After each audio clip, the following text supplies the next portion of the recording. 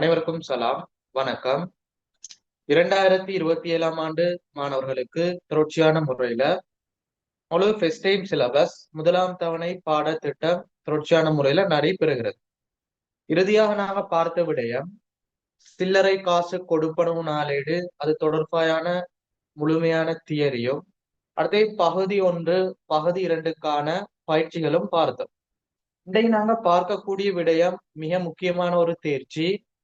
உங்களோட ஃபர்ஸ்ட் டைமுக்குரிய பகுதி 1 வினாத்தாள்லையும் அடுத்து பகுதி 2 வினாத்தாள்ல கட்டாயமாக இடம்பெறக்கூடிய ஒரு தேர்ச்சி மாற்றம். பார்த்துக்கொள்ளுங்க. தேர்ச்சி 4 மூலையீடுகள், அந்த மூலையீடுகள்ல காணப்படக்கூடிய ஒரு விடயம். தேர்ச்சி 4.4, தேர்ச்சி மட்டம் 4.4, வங்கி இணக்க கூற்று அல்லது வங்கி இணக்கம் செய்யும் கூற்று. சரியா? மிக முக்கியமான விடயம். தேர்ச்சி 4க்குள்ள உள்ளடங்கக்கூடிய விடயம். இப்ப நாங்க இறுதியாக உங்களுக்கு ஃபர்ஸ்ட் டைமுக்கு படிக்கக்கூடிய விடயம் வங்கி இணக்க கூற்று, கட்டுப்பாட்டு கணக்குகள், வழுக்களை திருத்தல், அந்த 3 விடயங்களையும் படிக்கணும். அதுக்கு பிறகு நாங்க ஃபர்ஸ்ட் டைம் பேப்பர் கிளாஸ் செய்யணும். எனவே அதன் அடிப்படையில இன்றைக்கு நாங்க வங்கி இணக்க கூற்று ஆரம்பிப்போம். சரியா? உங்களுக்கு குரூப்ல டியூட் போடப்படி டியூட் எல்லாரும் பார்த்துக்கொள்ளுங்க. டவுட் இருந்தா கட்டாயம் கேளுங்க. எனவே தேர்ச்சி மட்டம் 4.4 வங்கி இணக்க கூற்று. ஓகேயா? எனவே முதலாவது பார்ப்போம்.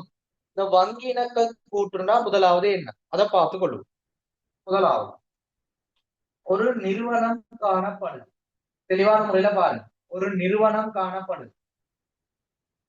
இந்த நிறுவனத்துல என்ன இடம்பெறும்? கொடுக்கல் வாங்கல் நிகழ்வுகள் இடம்பெறும். அந்த கொடுக்கல் வாங்கல் நிகழ்வுகளை நாங்க என்ன செய்வோம்? பதிவு செய்யணும். அந்த கொடுக்கல் வாங்கல் நிகழ்வுகளை பதிவு செய்யணும். நிறுவனத்துல பொதுவாக கொடுக்கல் வாங்கல் நிகழ்வுகள் இடம்பெறும். அந்த கொடுக்கல் வாங்கல் நிகழ்வுகளை பதிவு செய்யணும். ஓகேயா? அப்ப நாங்க பதிவு செய்யறதுக்கு முதலாவது என்னதை பயன்படுத்துவோம்? பணத்தினால அளவிடக்கூடிய விடயங்களை மட்டும்தான் நாங்க நிதி கூற்றுக்கள்ல பதிவு செய்வோம். பணத்தினால அளவிடக்கூடிய விடயங்களை மட்டும்தான் நிதி கூற்றுக்கள்ல பதிவு செய்வோம். அப்ப எங்க நிறுவனத்துல இடம்பெறக்கூடிய கொடுக்கல் வாங்கல் நிகழ்வு, அதை நாங்க பதிவு செய்யணும். அப்படி பதிவு செஞ்சு என்ன செய்யறது? அக்கறை செலுத்தும் தரப்பினருக்கு தகவல் வழங்கணும். அக்கறை செலுத்தும் தரப்பினருக்கு தகவல் வழங்கணும். எனவே பார்த்துக் கொள்ளுங்க. இந்த வங்கி இணக்க கூற்று பாடம் சொல்றது ஒரு நிறுவனத்திற்கும் அடுத்தது வங்கி, அந்த வங்கிக்கும் இடையில இடம்பெறக்கூடிய கொடுக்கல் வாங்கல் நிகழ்வுகள், ஒரு நிறுவனத்திற்கும் ஒரு வங்கிக்கும் இடையில இடம்பெறக்கூடிய கொடுக்கல் வாங்கல் நிகழ்வுகளை பதிவு செய்து அதை நாங்க அக்கறை செலுத்தும் தரப்பினருக்கு வழங்குகின்ற ஒரு பாடம் வங்கி இணக்க கூற்று. அப்ப நிறுவனம் வங்கி, நிறுவனத்துக்கும் வங்கிக்கும் இடையிலான தொடர்பு, அந்த 2 நிறுவனங்களுக்கும் இடையில இடம்பெறக்கூடிய கொடுக்கல் வாங்கல் நிகழ்வுகளை பொருத்தமான முறையில நாங்க ஒழுங்கமைத்து பதிவுகளை மேற்கொள்ளக்கூடிய பாடம் வங்கி இணக்க கூற்று. இதை தெளிவான முறையில சகல மாணவர்களும் விளங்கி கொள்ளணும்.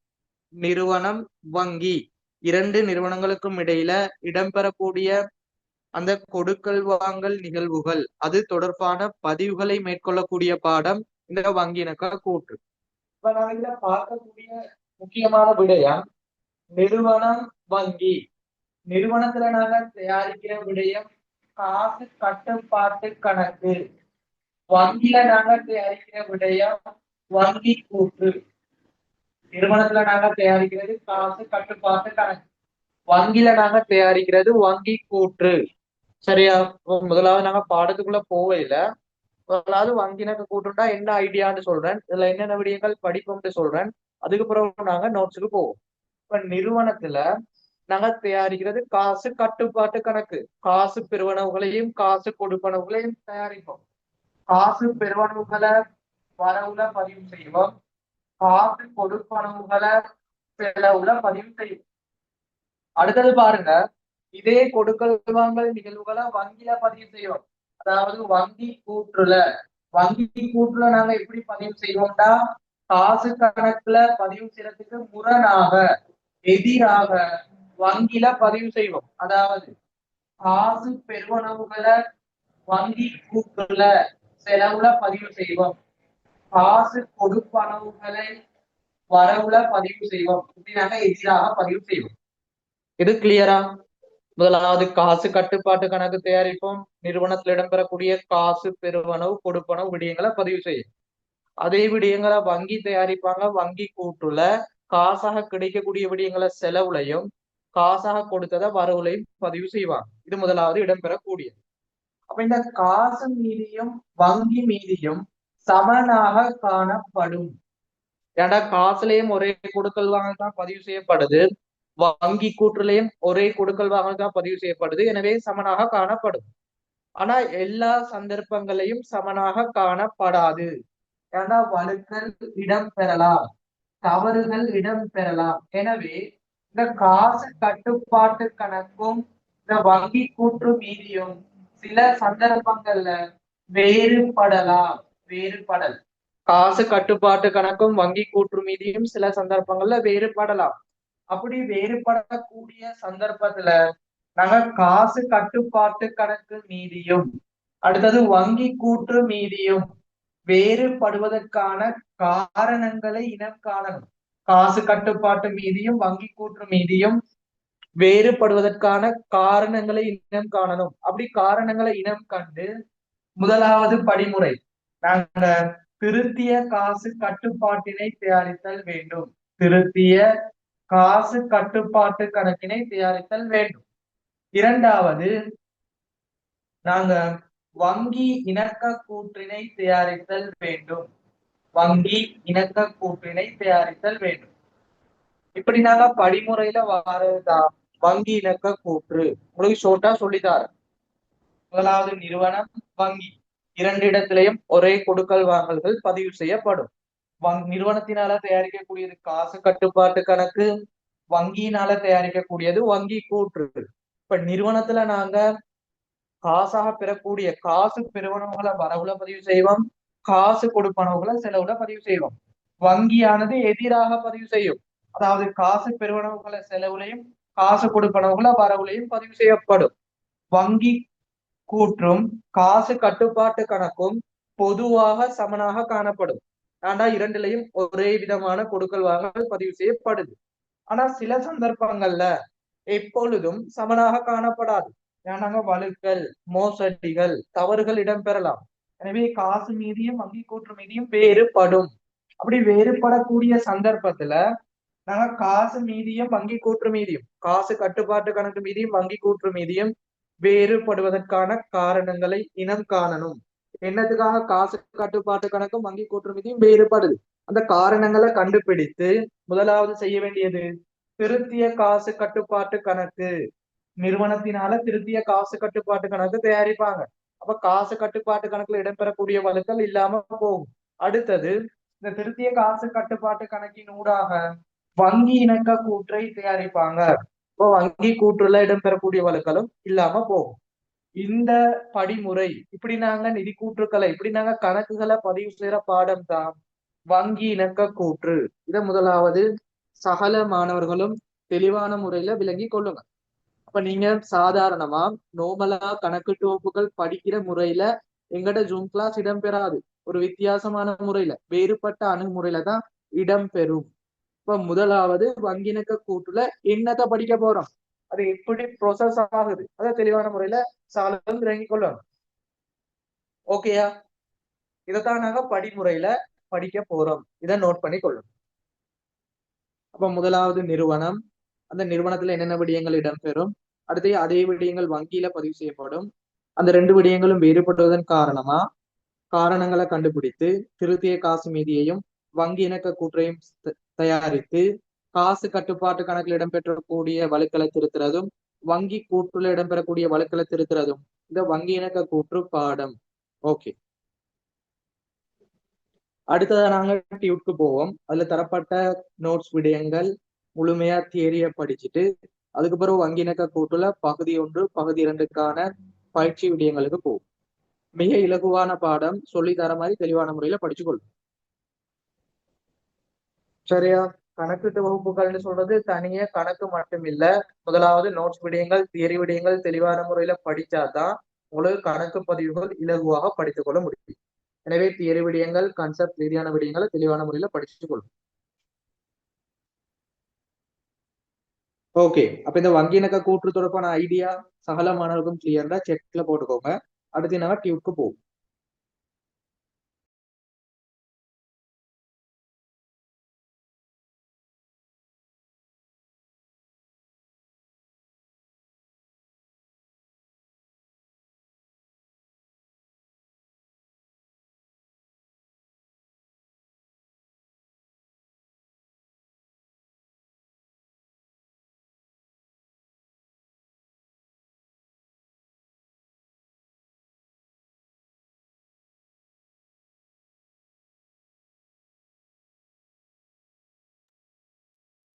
ஓகே, இப்ப சகல மாணவரும் டியூட்டை பார்த்து கொள்ளுங்க.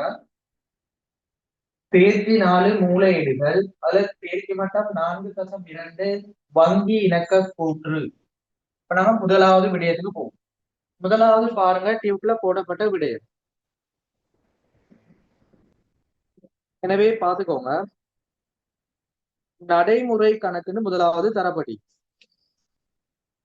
எனவே முதலாவது நாம படிக்க வேண்டிய விடயம் நடைமுறை கணக்கு. ஸ்டெப் பை ஸ்டெப்பா வரும், படிமுறையில வரும். சும்மா ஆரம்பத்திலேயே வங்கிணக்க கூற்று படிக்கிறது இல்ல. படிமுறையில ஆரம்பத்துல இருந்து வந்தா உங்களுக்கு முழுமையா தியரி விளங்கும். முதலாவது நடைமுறை கணக்கு. நடைமுறை கணக்குன்னா முதலாவது தெளிவா விளங்கிக் கொள்ளுங்க. ஒரு நிறுவனம் காணப்படுது, ஒரு நிறுவனம் காணப்படுது. இந்த நிறுவனம் வணிக கொடுக்கல் வாங்கல இடம்பெறும், வணிக கொடுக்கல் வாங்கல மேற்கொள்ளும் அல்லது நிகழ்வுகள் இடம்பெறும். இந்த நிறுவனத்துல கொடுக்கல் வாங்கல் நிகழ்வுகள் இடம்பெறும். ஆரம்ப காலத்துல இந்த கொடுக்கல் வாங்கல் நிகழ்வுகள் எப்படி இடம்பெற்றுச்சு? ஆரம்பத்துல பண்ட மாற்று முறை, இரண்டாவது பணம் எனும் சாதனம் பயன்படுத்தப்பட்டது. தற்பொழுது இந்த சகல வணிக கொடுக்கல் வாங்கல், சகல கொடுக்கல் வாங்கல் நிகழ்வுகளும் என்னத்தை பயன்படுத்தி பதிவுகள் மேற்கொள்ளப்படுதுன்னா வங்கி, அதாவது ஏடிஎம், அடுத்தது ஆன்லைன் டிரான்ஸ்பர். இப்படி உங்களுக்கு டெக்னாலஜியை பயன்படுத்தி வங்கியினூடாகத்தான் சகல கொடுக்கல் வாங்கலுக்குமான கொடுப்பனவுகள் மேற்கொள்ளப்படுது. அப்போ ஒரு நிறுவனத்தில் இடம்பெறக்கூடிய கொடுக்கல் வாங்கல் நிகழ்வுகள் எதை அடிப்படையாக கொண்டு அதுல கொடுப்பனவுகள் இடம்பெறுது? வங்கியை அடிப்படையாக கொண்டுதான் கொடுப்பனவுகள் இடம்பெறுது. அப்ப நாங்க ஒரு கொள்வனவை மேற்கொள்றோம், ஒரு விற்பனையை மேற்கொண்டா ஆரம்பத்துல பண்டமாற்று முறை, ஒரு குறிப்பிட்ட ஒரு பொருளை கொடுத்து இன்னும் ஒரு பொருளை பெற்றுக்கொள்ளுதல். அடுத்தது பணம் எனும் சாதனம் உருவாக்கப்பட்டது, பணத்தை வழங்கி பொருட்களை பெற்றுக்கொள்ளுதல். தற்பொழுது நவீன காலம், உங்களுக்கு டெக்னாலஜி பயன்படுத்தப்படுது. எனவே சகல நிறுவனங்களும் கொடுக்கல் வாங்கலை மேற்கொண்டா அதற்குரிய கொடுப்பனவுகளை மேற்கொள்ளணும், அதற்குரிய பெருவனவுகளை பெற்றுக்கொள்ளணும். அதை வங்கியினூடாகத்தான் மேற்கொள்ளுது. ஒரு வங்கி கணக்கினூடாகத்தான் பணத்தினை அனுப்புதல், பெற்றுக்கொள்ளல் போன்ற விடயங்களை மேற்கொள்ளுது. எனவே நடைமுறை கணக்குன்னு சொல்றது ஒரு வணிக நிறுவனத்துல காசோலை மூலமான கொடுக்கல் வாங்கலை மேற்கொள்வதற்காக வங்கியினால பேணப்படுகின்ற கணக்கு நடைமுறை கணக்காகும். அப்ப தற்பொழுது என்னதை பயன்படுத்தி செய்யறாங்க? சகல நிறுவனங்களும் ஒரு வணிகத்தை, ஒரு பிசினஸ் ஸ்டார்ட் பண்ணணும்னா அங்க காசோலைன்னு சொல்றது மிக முக்கியமான விடயம். ஏன்னா பாரிய அளவு பெறுமதிகளை நாங்க நோமலா பணம் மூலம் செலுத்த முடியாது. பாரிய அளவு ஒரு பணத்தினை வழங்குறதா இருந்தாலும் பெற்றுக்கொள்வதா இருந்தாலும் காசோலை பயன்படுத்தப்படும். அதை நாங்க சொல்லுவோம் செக்னு சொல்லுவோம், காசோலை. அப்ப சகல நிறுவனங்களும் ஒரு காசோலையை பயன்படுத்துறதுக்கு வங்கியில ஒரு கணக்கு கட்டாயம் காணப்படணும். அதை நாங்க சொல்லுவோம் நடைமுறை கணக்கு. எனவே தெளிவா பாருங்க, நடைமுறை கணக்குன்னு சொல்றது வணிக நிறுவனங்கள் காசோலை மூலமான கொடுக்கல் வாங்கல் நிகழ்வுகளை மேற்கொள்வதற்கு அந்த வங்கியில பேணப்படும் அந்த கணக்க சொல்லுவோம் நடைமுறை கணக்கு. வணிக நிறுவனங்கள் காசோலை மூலமான கொடுக்கல் வாங்கலை மேற்கொள்வதற்கு வங்கியில பேணப்படும் கணக்கு நடைமுறை கணக்கு ஆகும். அப்ப நீங்க கட்டாயம் நடைமுறை கணக்க உங்களோட பெயர்லயோ அல்லது வணிகத்துல பெயர்லயோ கட்டாயம் மேற்கொள்ளணும், கட்டாயம் நடைமுறைப்படுத்தணும். ஒரு நடைமுறை கணக்க ஆரம்பிக்கணும். அப்படி ஆரம்பிச்சாதான் அந்த நடைமுறை கணக்கின் ஊடாக உங்களோட கொடுப்பனவுகளை மேற்கொள்ளலாம், காசோலை மூலமான கொடுப்பனவுகளை மேற்கொள்ள முடியும். ஓகேயா?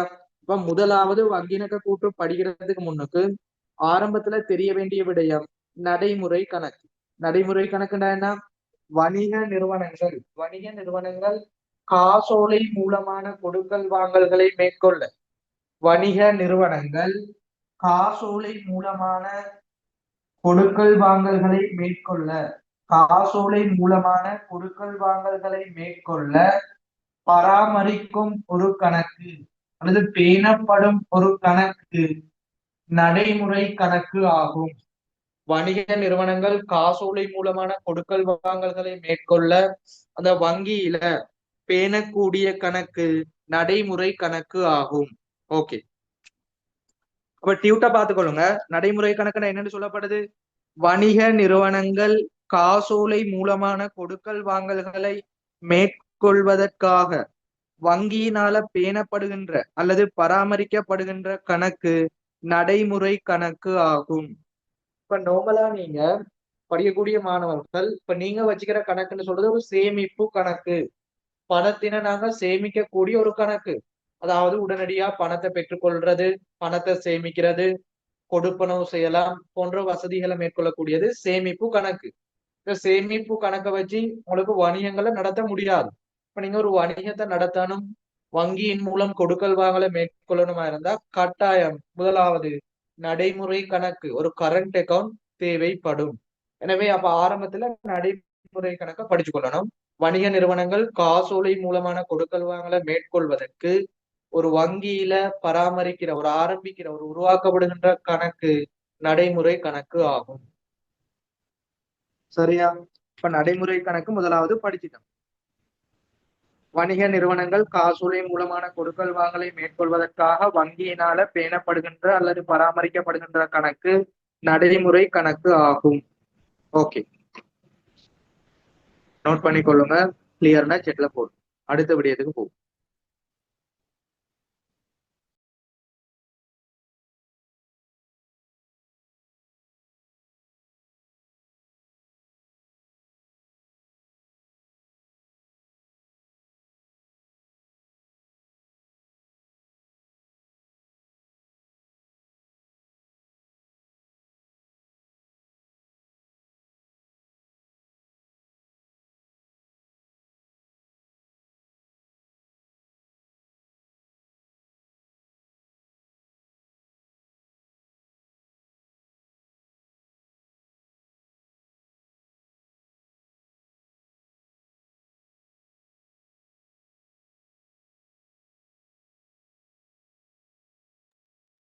ஓகே, நாங்க அடுத்த விடயத்துக்கு போவோம். அடுத்த தலைப்பு பாருங்க, வங்கி கூற்று.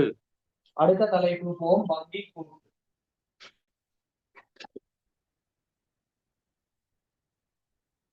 நாங்க ஒவ்வொரு விடயங்களா தெளிவான முறையில படித்துக் கொள்வோம், அவசரம் இல்லை.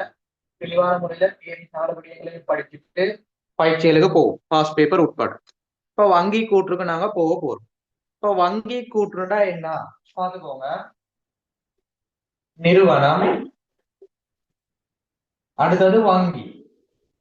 வங்கின்னு சொல்றது எந்த ஒரு வங்கியாகவும் காணப்படலாம். உதாரணமாக இலங்கை வங்கி அல்லது மக்கள் வங்கி அல்லது பல வங்கிகள் காணப்படுது, கொமர்ஷியல் அல்லது HNB, இப்படி உங்களுக்கு நிறைய வங்கிகள் காணப்படுது. எனவே வங்கி கூற்றுன்னு சொல்றது ஒரு வணிகம் கொடுக்கல் வாங்கல் நிகழ்வுகளை மேற்கொள்ளணும். அப்படி கொடுக்கல் வாங்கல் நிகழ்வுகளை மேற்கொள்வதற்கு ஒரு வங்கியில நடைமுறை கணக்க பேணணும். இது முக்கியமான விடை. இப்போ வங்கி கூற்றுண்டா என்ன? ஒரு வங்கியில நடைமுறை கணக்கை வைத்திருக்கின்ற வாடிக்கையாளர், ஒரு வங்கியில நடைமுறை கணக்கினை வைத்திருக்கின்ற வாடிக்கையாளர், சரியா? வங்கியில் நடைமுறை கணக்கினை வைத்திருக்கின்ற வாடிக்கையாளர்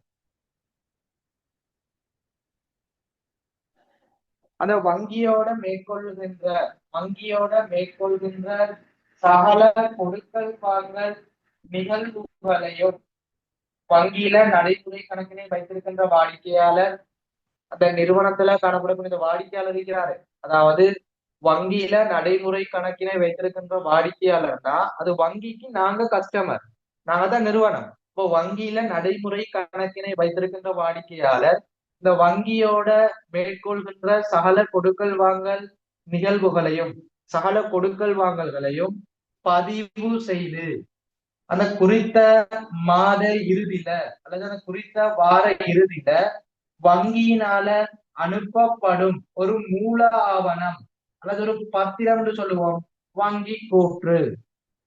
இப்ப நீங்க போயிட்டு ஒரு வங்கியோட குறித்த ஒரு மாதத்துல கொடுக்கல் வாங்கல மேற்கொள்வீங்க, ஒரு பணத்தினை போடுவீங்க அல்லது பணத்தை எடுப்பீங்க, அல்லது வங்கியின் மூலம் ஒரு பெருவனவுகளை பெற்றுக் கொள்ளுவீங்க, அல்லது ஒரு வாடிக்கையாளருக்கு பணத்தினை அனுப்ப சொல்லுவீங்க, செக் மூலமான கொடுக்கல் வாங்கல மேற்கொள்வீங்க.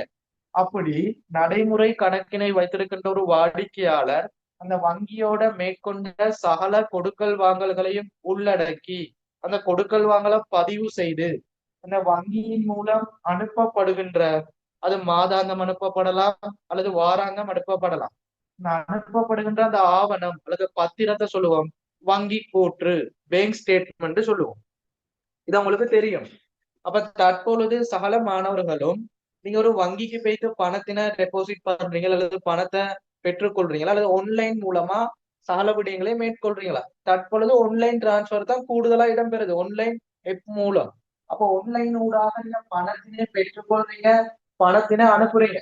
இப்ப நீங்க எப்பொழுதும் பேங்க் ஸ்டேட்மெண்ட்டை பாப்பீங்க, உங்களோட பேங்க்ல எவ்வளவு பணம் காணப்படுது, நீங்க யாருக்கு பணத்தை முதலாவது வைப்பு செஞ்சீங்க, இரண்டாவது பணத்தை கொடுக்குறீங்க, இறுதியில மீதி காணப்படும். இதைத்தான் நாங்க சொல்லுவோம் என்னது, பேங்க் ஸ்டேட்மெண்ட் தான் நாங்க சொல்லுவோம் வங்கி கூற்று.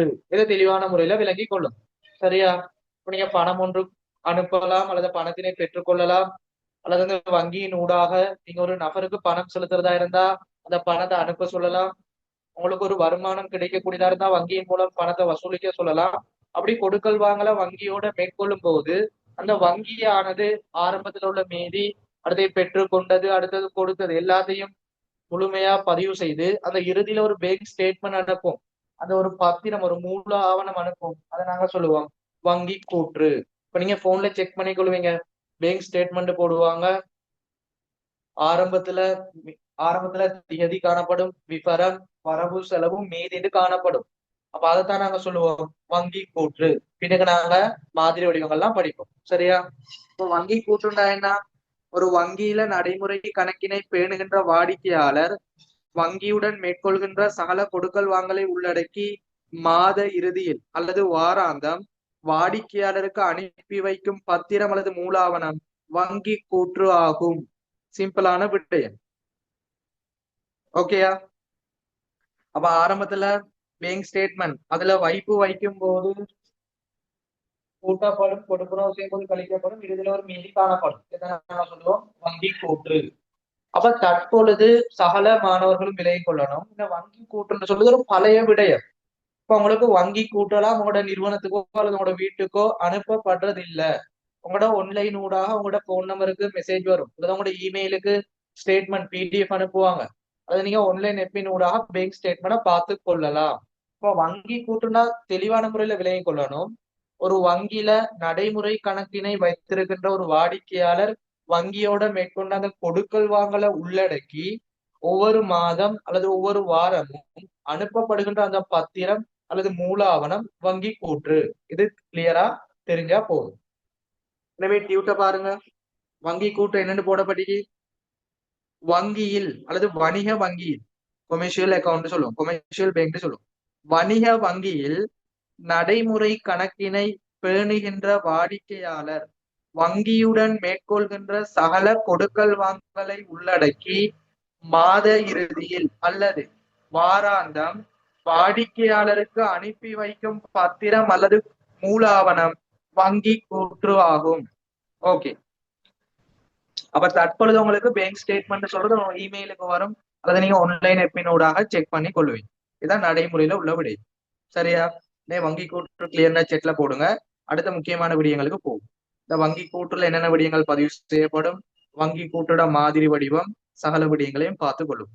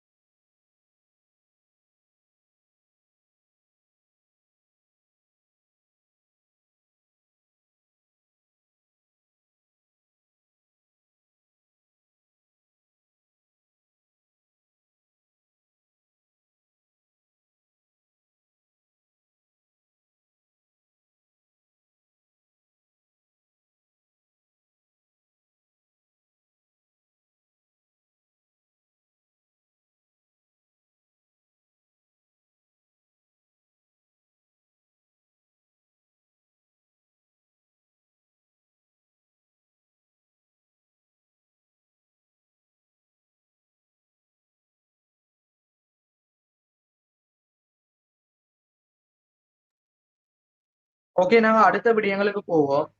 உங்களுக்கு வங்கி இணக்க கூற்று பாடத்துல ஒரு பகுதி 2ல அல்லது பகுதி 1ல வங்கி கூற்று தயாரிக்க சொல்லுவாங்க. வங்கி கூற்று மீதி கேட்பாங்க. எனவே ஒரு வங்கி கூற்று எப்படி தயாரிக்கிறது, வங்கி கூற்றுல முக்கியமா என்னென்ன விடயங்கள் பதிவு செய்யப்படும், ஒரு வங்கி கூற்று மாதிரி வடிவம் எப்படி காணப்படும் படிச்சு கொள்ளணும். எனவே அடுத்த விடயத்துக்கு போகும். அடுத்த டியூட்ட பாருங்க. வங்கி கூற்றில் பதியப்படும் விடயங்கள் அல்லது கொடுக்கல் வாங்கல் முக்கியமானது.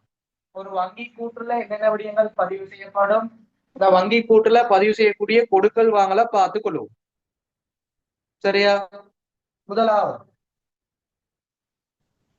வங்கி கூற்றுல பதிவு செய்யக்கூடிய விடயங்களை பார்த்துக் கொள்வோம். வங்கி கூற்றுல பதிவு செய்யக்கூடிய விடயங்கள் இது முக்கியமானது. சால மாணவர்களும் நோட் பண்ணி கொள்ளுங்க. இது 2027 மாணவர்கள் எல்லாம் படிக்கக்கூடிய முறையில யூடியூப்ல போடப்படும். இப்ப பேமெண்ட் கிளாஸ்க்கு ஜாயின் பண்ணக்கூடிய மாணவர்களுக்கு மட்டும்தான் டியூட் வழங்கப்படும். மற்ற மாணவர்கள் பார்த்து படிப்பீங்க. எனவே அவங்க புக்ல குறிப்பிடுத்திக் கொள்ளுங்க, நோட்ஸ் எழுதி கொள்ளுங்க. ஓகேயா? எனவே வங்கி கூற்றுல பதிவு செய்யக்கூடிய விடயங்கள் கொடுக்கல் வாங்கல். முதலாவது குறித்த மாத ஆரம்ப மீதி பதிவு செய்யப்படும். எனவே முதலாவது விடயம் ஆரம்ப மீதி. எந்த ஒரு விடயமாக இருந்தாலும் அங்க ஒரு ஆரம்ப மீதி காணப்படும். ஒரு புதிதாக ஆரம்பிக்கப்பட்ட வணிகமா இருந்தா ஆரம்ப மீதி காணப்படாது. ஒரு நடைமுறையில இயங்கி கொண்டிருக்கிற வணிகமா இருந்தா ஆரம்ப மீதி காணப்படும். எனவே முதலாவது ஆரம்ப மீதி. இரண்டாவது வசூலிக்கப்பட்ட காசோலை. இரண்டாவது வசூலிக்கப்பட்ட காசோலை. இதுல சில விடயங்கள் விளக்கங்கள் பின்னுக்கு சொல்லி தருவேன். இப்ப நாங்க படிக்கிற விடயங்களை மட்டும் தெளிவா பாத்துக்கோங்க. என்ன விடயம் வருமோ அதை படிச்சு வச்சுக்கோங்க. பின்னுக்கு வசூலிக்கப்பட்டது, அடுத்தடுத்த விடயங்கள், புதிய புதிய சொற்பதங்கள் பின்னுக்கு விளக்கமா சொல்லி தருவேன். முதலாவது ஆரம்ப மீதி. இரண்டாவது வசூலிக்கப்பட்ட காசோலை. அப்படின்னா என்ன? ஒரு வங்கியினால பெற்றுக்கொள்ளப்பட்டது, ஒரு வங்கியினால பெற்றுக்கொள்ளப்பட்ட வசூலிக்கப்பட்ட காசோலை, அதாவது வங்கி கூற்றுல செலவு வைக்கப்பட்ட விடயம். வசூலிக்கப்பட்ட காசோலை பதிவு செய்யப்படும். அடுத்தது மாற்றப்பட்ட காசோலை. அடுத்தது பாருங்க, மாற்றப்பட்ட காசோலை. மாற்றப்பட்ட காசோலைனா வங்கி கூற்றால செலுத்திய காசோலை. வங்கி கூற்று ஒரு வங்கியினால செலுத்திய பணம், வங்கியின் மூலம் கொடுத்த காசோலை, அது சொல்லுவோம் மாற்றப்பட்ட காசோலை. முதலாவது ஆரம்ப மீதி, வசூலிக்கப்பட்ட காசோலை, அடுத்தது மாற்றப்பட்ட காசோலை. அடுத்த விடயங்கள் பதிவு செய்யப்படும் விடுபாடுகள். அடுத்தது விடுபாடுகள் பதிவு செய்யப்படும். விடுபாடுகள் சொல்றது காசு கட்டுப்பாட்டு கணக்குல பதிவு செய்யப்படாத விடயங்கள். காசு கட்டுப்பாட்டு கணக்குல பதிவு செய்யப்படாத விடயங்கள். சரியா? ஒரு வங்கி கூற்று கிடைக்கிற வரைக்கும் காசு கட்டுப்பாட்டு கணக்குல பதிவு செய்யப்படாத விடயங்களை விடுபாடுகள் சொல்லுவோம். அதுல உதாரணமா நேரடி வைப்பு, நிலையான கட்டளை பெறுவனவுகள், நிலையான கட்டளை கொடுப்பனவுகள், வங்கி அறவீடுகள் போன்ற விடயங்கள் பதிவு செய்யப்படும். அடுத்தது பாருங்க, மறுக்கப்பட்ட காசோலை போன்ற விடயங்களும் பதிவு செய்யப்படும். காசோலை வைப்பு. அடுத்ததாக காசோலை வைப்பு. அடுத்தது காசோலை எடுப்பனவு. இறுதி மீதி காணப்படும். எனவே தெளிவான முறையில சொல்லித்தாரன்.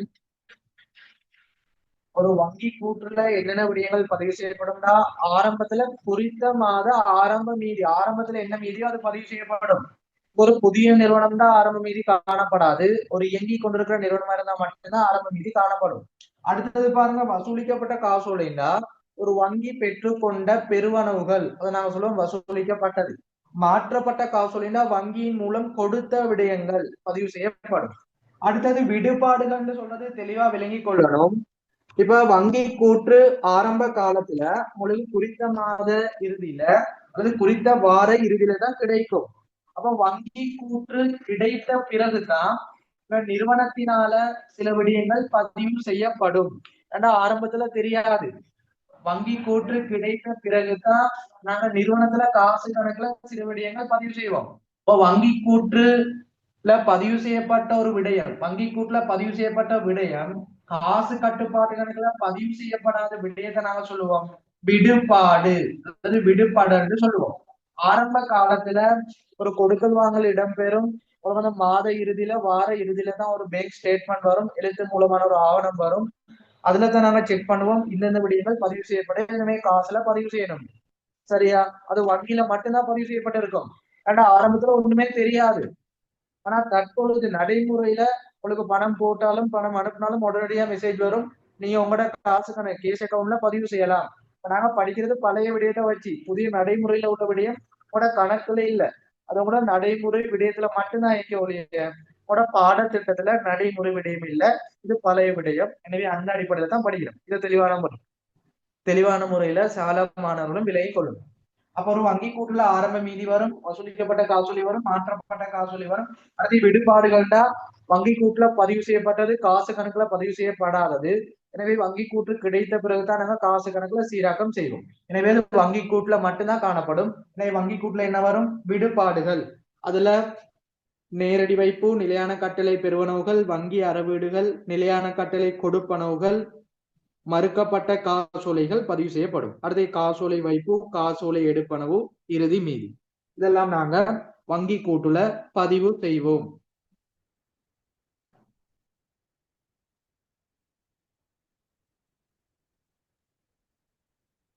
ஓகேயா? அப்ப டியூட்ல தெளிவான விடயங்கள் எல்லாம் தரப்பட்டு வங்கி கூட்டில் பதிவு செய்யப்படும் விடயங்கள் கொடுக்கல் வாங்கல். முதலாவது, குறித்த மாத ஆரம்ப மீதி, வசூலிக்கப்பட்ட காசோலை, மாற்றப்பட்ட காசோலை, விடுபாடுகள் பிரெக்கெட்ல நேரடி வைப்பு, நிலையான கட்டளை பெறுவனவு, வங்கி அறவீடு, நிலையான கட்டளை கொடுப்பனவு, வைப்பிலிட்டு மறக்கப்பட்ட காசோலை, காசோலை வைப்புகள், காசோலை எடுப்பனவுகள், குறித்த மாத இறுதி மீதி. பின்னுக்கு நாங்க புதிய சொற்பதங்களுக்கான விளக்கங்களை பார்ப்போம். அது கீழே பாருங்க, நோட்ல 2 விடயங்கள் தரப்பட்டு காசோலை வைப்புகளில் காசு பெறுவனவு மற்றும் வசூலிக்கப்பட்ட காசோலை பதிவு செய்யப்படும். ஒரு காசோலை வைப்புல காசு பெறுவனவுகளும் பதிவு செய்யப்படுமா, வசூலிக்கப்பட்ட காசோலையும் பதிவு செய்யப்படும். காசோலை எடுப்பனவில் காசு கொடுப்பனவு மற்றும் மாற்றப்பட்ட காசோலை பதிவு செய்யப்படும். ஓகே, அடுத்தது நாங்க போவோம் வங்கி கூற்றின் மாதிரி வடிவம். வங்கி கூற்ற மாதிரி வடிவத்துக்கு போவோம். எனவே வங்கி கூட்டோட மாதிரி வடிவம் தெளிவான முறையில பார்த்துக்கோங்க. உங்களோட பாட்டு பின்னால கட்டாயம் வரலாம். வங்கி கூட்டோட மாதிரி வடிவம் சரியா? பாட்டுல வங்கி கூற்று செய்ய சொல்லலாம் டெஸ்ட் டைம்ல. வங்கி கூற்று கட்டாய மாதிரி வடிவம் தெரிஞ்சு கொள்ளணும். எனவே முதலாவது பாருங்க திகதி, டேட் கட்டாயம் வரும். அடுத்தது விவரம், அடுத்தது பாருங்க வரவு, அடுத்தது செலவு, அடுத்தது மீதி பேலன்ஸ் வரும். சரியா? சொல்லிட்டாங்க. இதான் நாங்க சொல்லுவோம் வங்கி கூட்டுட மாதிரி வடிவம். ஆரம்பத்துல திகதி, அடுத்து விவரம், வரவு செலவு, அடுத்து மீதி. சரியா? எனவே உதாரணத்துக்கு சொல்லித்தாரேன். டியூப்ல பாருங்க. ஆரம்பத்துல ஒரு மீதி காணப்படும் 1/1/2027. இது என்ன? ஆரம்ப மீதி. ஆரம்ப மீதி காணப்படுது. பாருங்க, ஆரம்ப மீதி 1,00,000 காணப்படும். அப்ப முதலாவது ஆரம்ப மீதி பதிவு செய்யப்படும். அடுத்தது என்ன சொன்னேன்? வசூலிக்கப்பட்ட அல்லது மாற்றப்பட்ட காசோலையில் பதிவு செய்யப்படும். அப்ப காசோலை வைப்பு. அடுத்தது பாருங்க, காசோலை வைப்பு. செக் வைப்பிலிடப்படுது. சரியா? அதுல உதாரணமா காசோலை இலக்கங்கள் தரப்படுது. இப்ப காசோலை இலக்கம் உதாரணமாக பாருங்க தரப்பட்டிக்கு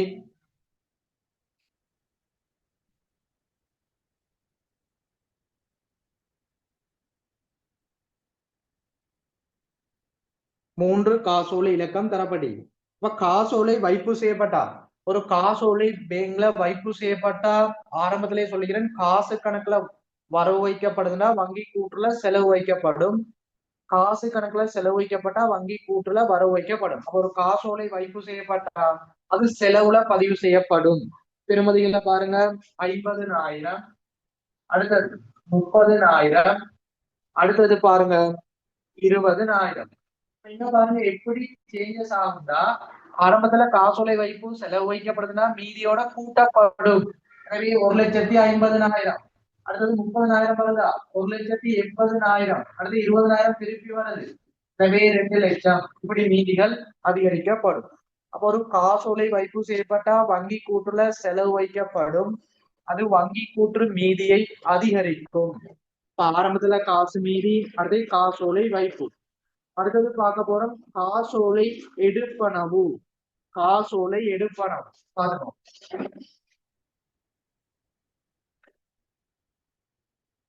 காசோலை எடுப்பனவுனா நாங்க ஒரு செக் கொடுக்கறது. நாங்க ஒரு கஸ்டமர், ஒரு வாடிக்கையாளருக்கோ அல்லது நாங்க கடன் கொடுத்தவருக்கோ நாங்க செக் வழங்குறது. ஒரு செலவுகளை மேற்கொள்றதுக்கு நாங்க செக் கொடுக்கிறோம். அப்படி எங்களுடைய அக்கௌண்ட்ல இருந்து காசு மீதி குறைவடையும். எனவே வரவு வைக்கப்படும். எனவே காசோலை எடுப்பனவு பாத்துக்கோங்க, 3 காசோலை எடுப்பனவு தரப்படுகிறது. அப்ப காசோலை இலக்கம் தரப்படுகிறது பாத்துக்கோங்க. பெறுமதிகளை பாருங்க, 40,000, 60,000, 70,000. எனவே காசோலை எடுப்பனவு வரவு வைக்கப்படும். 40,000, 60,000, அடுத்தது 70,000. அப்புறம் வங்கி கூற்றுல வரவு வைக்கப்பட்டால் அந்த காசு மீதி குறைவடையும். எனவே தெளிவா விளங்கிக்கொள்ளுங்க. வங்கி கூட்டுல செலவு வைக்கப்பட்ட காசு மீதி அதிகரிக்கும், வங்கிக்குள்ள வரவு வைக்கப்பட்டா அந்த காசு மீதி குறைவடையும். அப்ப 2 லட்சம் மீக்கி 40,000 கழிச்சு 1,60,000. 60,000 கழிச்சா 1,00,000. அதுல 70,000 கழிச்சா 30,000. இப்படி வங்கி கூற்று மாற்றம் அடையும். சரியா? மாற்றம் அடையும். இப்ப ஆரம்ப மீதி ஓகே, காசோலை வைப்புக்கள் ஓகே, அடுத்து காசோலை எடுப்பனவு ஓகே.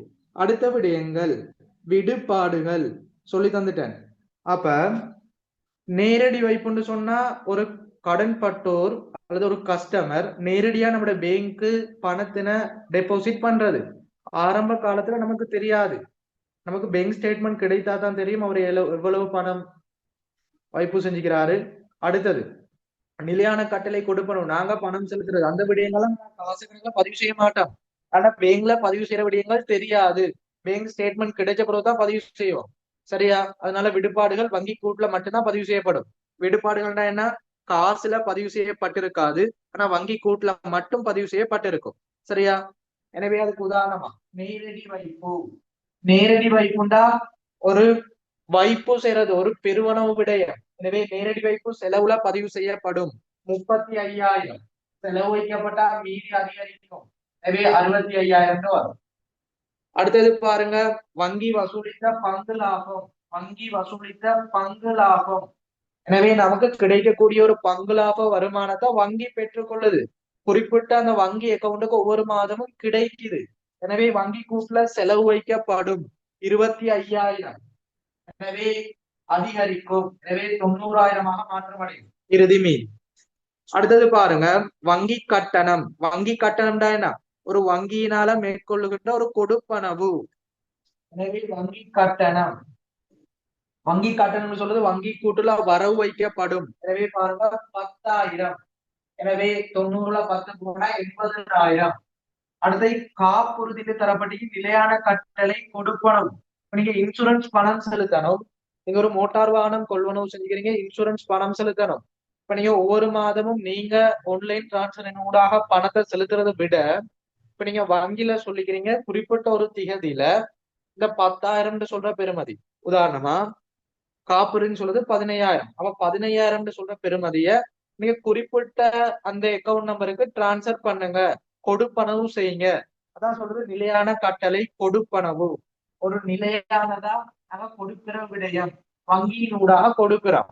எனவே நிலையான கட்டளை கொடுப்பனவு காப்புறுதி அது 15,000 வங்கி கூட்டுல வரவு வைக்கப்படும். எனவே 80,000த்துல 15,000 போனா 65,000. இந்த 65,000க்கு பெயர் நாங்க சொல்லுவோம் அந்த இறுதி மீதி. சரியா?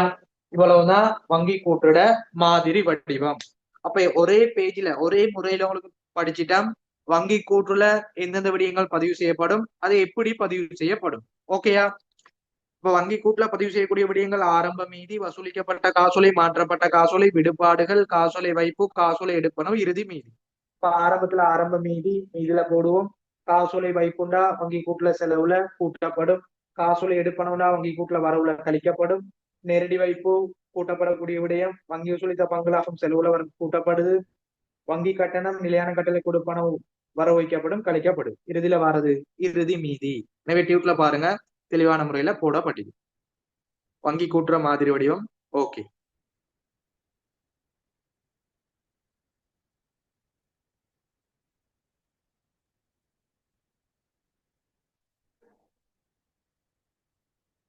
இதை நோட் பண்ணிக்கொள்ளுங்க.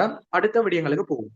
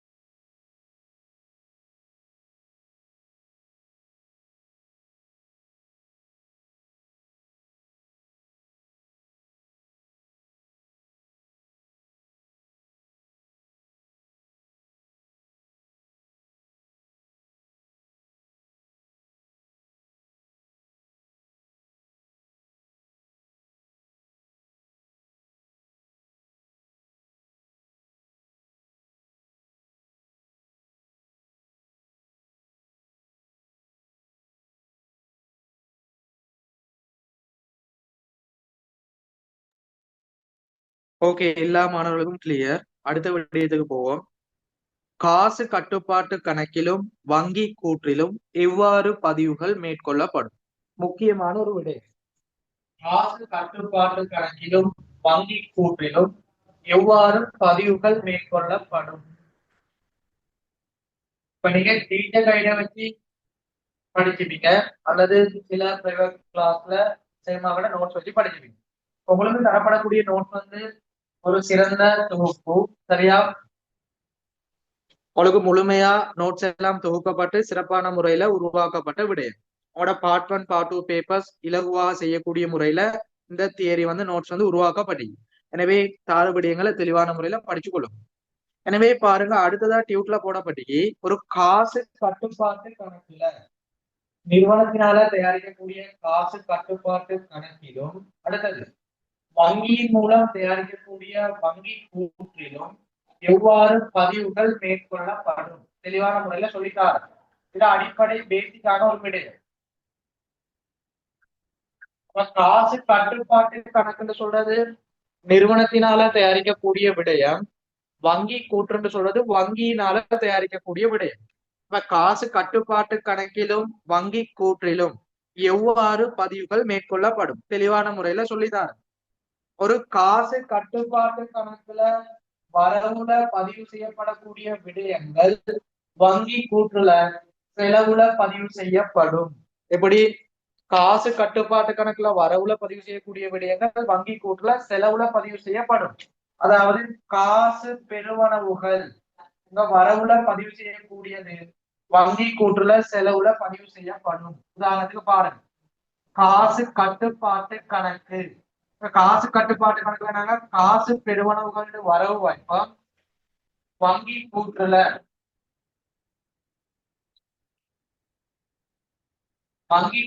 பாருங்க,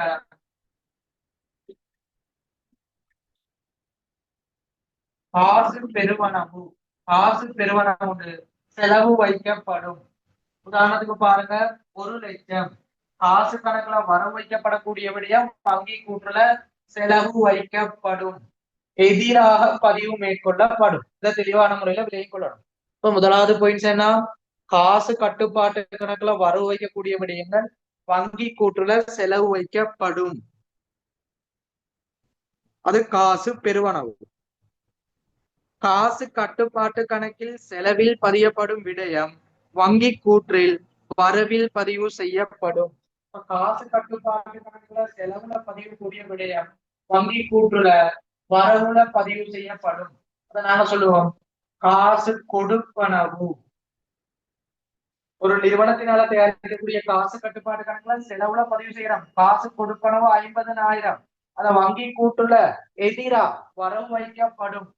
காசு கொடுப்பனவு வரவுல 50,000. ஆரம்பத்துல நீதி பாருங்க 50,000 காணப்படுது. ஓகே, இப்ப முதலாவது பாயிண்ட் சொல்லப்படுது, காசு கணக்குல வரவுல பதியக்கூடிய விடயம் வங்கி கூட்டுல செலவுலையா, காசு கணக்குல செலவுல பதியக்கூடிய விடயம் வங்கி கூட்டுல வரவுலையா. அதாவது காசு பெருமனவுகள் காசு கணக்குல வரவுல வைக்கப்படும், அதே விடயம் வங்கி கூட்டுல செலவுல. காசு கொடுப்பனவுகள் காசு கணக்குல செலவு வைக்கப்படும், அதே விடயம் வங்கி கூட்டுல வரவு வைக்கப்படும், எதிராக பதிவு செய்யப்படும். இத முதலாவது சகல மாணவர்களும் விலகி கொள்ளணும். சரியா? அது அவங்களுக்கு பிராக்டிகலா கணக்குலையும் சொல்லி காட்டுறேன். காசு கணக்குல வரவு வைக்கப்படுறது வங்கி கூட்டுல செலவுலையும், காசு கணக்குல செலவு வைக்கப்படுறது வங்கி கூட்டுல வரவுலையும் பதிவு செய்யப்படும். இது முதலாவது. ஓகே, அடுத்த விடயம் பாருங்க, நோட்ல போடப்படி வங்கி கூட்டுல ஒரு விடயம் செலவுல பதிவு செய்யப்பட்டால் அந்த வங்கி கூட்டு மீதியானது அதிகரிக்கும். வங்கி கூட்டுல செலவுல பதிவு செய்யப்பட்டா வங்கி கூற்று அதிகரிக்கும், வங்கி கூட்டுல வரவுல செய்யப்பட்டா வங்கி கூற்று மீதி குறைவடையும். பிராக்டிகலா பாருங்க, வங்கி கூற்றுல இது வங்கி கூற்று, வங்கி கூற்றுல ஆரம்பத்துல 50,000 மீதி காணப்படுது, செலவுல ஒரு விடயம் பதிவு செய்யப்பட்டா அதிகரிக்குமா? எனவே 50 1,00,000 சேர்ந்து 1,50,000. வங்கி கூட்டுல வரவு செய்யப்பட்டா குறைவடையுமா? எனவே 1,50,000 வரவு வைக்கிறோம், எனவே கழிங்க 1,00,000. அப்ப இந்த நோட் வந்து இந்த முக்கியமான என்ன கரு? ஓகே, வங்கி கூட்டுல செலவு வைக்கப்பட்டா வங்கி கூற்று மீதி அதிகரிக்கும், வங்கி கூட்டுல வரவு வைக்கப்பட்டா வங்கி கூற்று மீதி குறைவடையும். கிளியர்? சரியா? எனவே முதலாவது விடயம் ஓகே. காசு கட்டுப்பாட்டு கணக்கிலும் வங்கி கூட்டிலும் எவ்வாறு பதிவுகள் மேற்கொள்ளப்படும் தெளிவான முறையில சொல்லி தந்துட்டேன். ஒரு காசு கட்டுப்பாட்டு கணக்குல வரவுல வைக்கப்படக்கூடிய சால விடயங்களும் வங்கி கூட்டுல செலவு வைக்கப்படும், அது காசு பெறுவனவு. காசு கட்டுப்பாட்டு கணக்குல செலவுல வைக்கப்படக்கூடிய விடயங்கள் வங்கி கூட்டுல வரவு வைக்கப்படும், அது காசு கொடுப்பனவு. சரியா? வரவுல வைக்கப்படுறது செலவுல, செலவுல வைக்கப்படுறது வரவுல. வங்கி கூட்டுல செலவு வைக்கப்பட்டால் மீதி அதிகரிக்கும், அதாவது வங்கி கூட்டு மீதி அதிகரிக்கும், வங்கி கூட்டுல வர வைக்கப்பட்டா வங்கி கூட்டு மீதி குறைவடையும். அதான் உதாரணம் சொல்லி தந்தேன். ஆரம்பத்துல 50,000 செலவு வைக்கப்படுறதால 1,50,000, அடுத்தது வர வைக்கப்படுற 50,000 குறைவடைது 1,00,000. ஓகேயா? அப்ப அந்த நோட் கிளியர், நோட் பண்ணிக்கொள்ளுங்க. காசு கட்டுப்பாட்டு கணக்கில் வரவில் பதியப்படும் விடயம் வங்கி கூற்றில் செலவிலும், காசு கட்டுப்பாட்டு கணக்கில் செலவில் பதியப்படும் விடயம் வங்கி கூற்றில் வரவிலும் பதிவு செய்யப்படும். அப்போ வங்கி கூற்றில் செலவில் ஒரு விடயம் பதியப்பட்டால் மீதிகள் அதிகரிக்கும், வங்கி கூற்றில் வரவில் பதியப்பட்டால் மீதிகள் குறைவடையும். இது ஓகே, தெளிவான முறையில சகல மாணவர்களும் நோட் பண்ணி கொள்ளுங்க. இப்படி நாங்க தெளிவான முறையில படிச்சு கொள்ளணும். எனவே 2027 மாணவர்கள் கிளாஸ் தேவண்டா உடனடியா ஜாயின் பண்ணி படிச்சு கொள்ளுங்க. வங்கின கூற்று முழுமையா முடிக்கப்படும், கட்டுப்பாட்டு கணக்குகள் வழக்கலை திருத்தல் அது முடிய ஃபர்ஸ்ட் டைம் பேப்பர் கிளாஸ், முழுமையான அழகு ரீதியான வினாத்தால் சகல விடயங்களும் ஃபர்ஸ்ட் டைமுக்கு முன்னுக்கு செஞ்சு தரப்படும். விரைவா ஜாயின் பண்ணி கொள்ளுங்க. முன்னுக்குள்ள பாடங்கள் எல்லாம் ரெக்கார்டிங் கிடைக்கும்.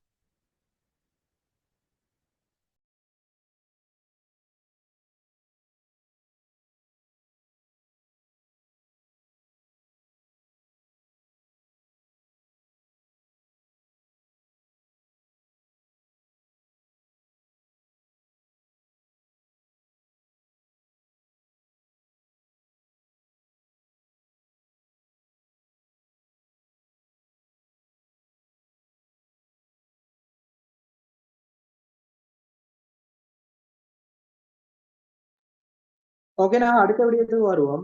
நோட்டை பாருங்க, போடப்படி பொதுவாக நிறுவனத்தினால தயாரிக்கப்படுகின்ற காசு கட்டுப்பாட்டு கணக்கு மீதியும் வங்கியினால தயாரிக்கப்படும் வங்கி கூற்று மீதியும் சமனாக காணப்படும். ஏனெனில் காசு கட்டுப்பாட்டு கணக்கிலும் வங்கி கூற்றிலும் ஒரே விதமான கொடுக்கல் வாங்கல் பதிவு செய்யப்படுது. தெளிவான முறையில பாருங்க, ஒரு காசு கட்டுப்பாட்டு கணக்குல பதிவு செய்யக்கூடிய விடயமும் வங்கி கூட்டுல பதிவு செய்யக்கூடிய விடயமும் ஒரே கொடுக்கல் வாங்கலாக காணப்படுறதால பொதுவா, அதாவது எல்லா சந்தர்ப்பமும் இல்ல, பொதுவா சில சந்தர்ப்பங்கள்ல பொதுவாக அந்த காசு கணக்கு மீதியும் வங்கி கூட்டு மீதியும் சமனாக காணப்படும். உதாரணத்துக்கு பாருங்க, வரவு செலவு வைக்கலாம். எனவே 1,00,000 மீதி வந்தது பாருங்க 50,000. சரியா? மீதி வந்தது பாருங்க 50,000. இந்த ஆரம்ப மீதி காணப்படுதே வங்கி கூட்டுல, அதே மாதிரி காசு மீதியும் அப்ப காணப்படணும். அப்ப 50. அப்ப கூட்டி எடுத்தோம்னா தெளிவான முறையில பாருங்க, வங்கி கூட்டுல ஆரம்பிச்சுன்னா காசுலயும் ஆரம்ப மீதி போடணும். எனவே 1,50,000 1,50,000, மீதி வந்தது 1,00,000, மீதி சென்றது 1,00,000. ஓகே, அப்ப காசு மீதி எவ்வளவுன்னு காட்டுது? 1,00,000. வங்கி கூற்று மீதிய பாருங்க. ஆரம்பத்துல 50,000 1,00,000 செலவுல வைக்கிறோம், 1,50,000 வரவுல 50,000 வைக்கிறோம், 1,00,000. இதான் இறுதி மீதி. அப்ப காசு மீதியும் வங்கி கூற்று மீதியும் பார்த்துக்கோங்க சமனா காணப்படுது. 1,00,000 வருது. அப்ப அந்த நோட் வந்து உண்மையாயிக்குது. காசு கட்டுப்பாட்டு கணக்கு மீதியும் வங்கி கூற்று மீதியும் பொதுவாக சமனாக காணப்படும். அப்படி சமனா காணப்படுறதுக்கு காரணம் என்ன? நாங்க ஒரே கொடுக்கல் வாங்கலத்தான் ரெண்டுலையும் பதிவு செய்யறோம். காசு கணக்குல வரவு வைக்கிறோம், வங்கி கூட்டுல செலவு வைக்கிறோம். காசு கணக்குல செலவு வைக்கிறோம், வங்கி கூட்டுல வரவு வைக்கிறோம். எனவே இரண்டும் சமனாக காணப்படும். சரியா? இது கிளியர். பொதுவாக நிறுவனத்தினால தயாரிக்கப்படுகின்ற காசு கட்டுப்பாட்டு கணக்கு மீதியும் வங்கியினால தயாரிக்கப்படும் வங்கி கூற்று மீதியும் சமனாக காணப்படும். ஏனெனில் காசு கட்டுப்பாட்டு கணக்கிலும் வங்கி கூற்றிலும் ஒரே விதமான கொடுக்கல் வாங்கல் பதிவு செய்யப்படும். சரியா? இது தெளிவான முறையில நோட் பண்ணிக்கொள்ளும்.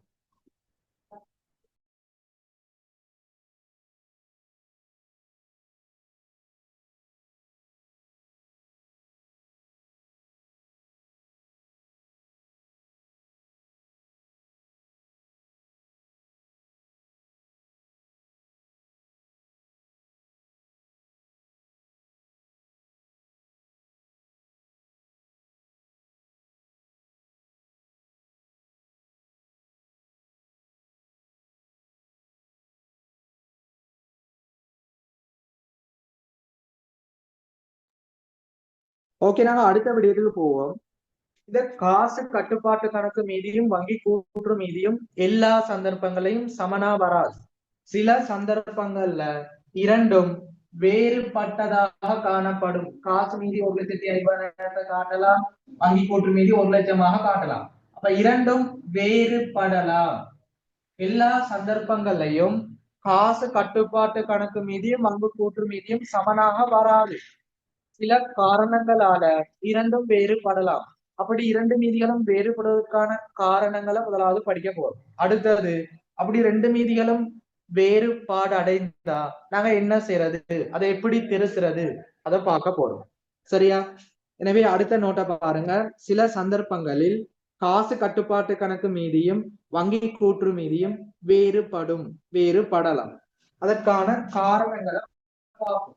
எந்தெந்த காரணங்களால காசு கட்டுப்பாட்டு கணக்கு மீதியும் வங்கி கூற்று மீதியும் வேறுபடுது? சரியா?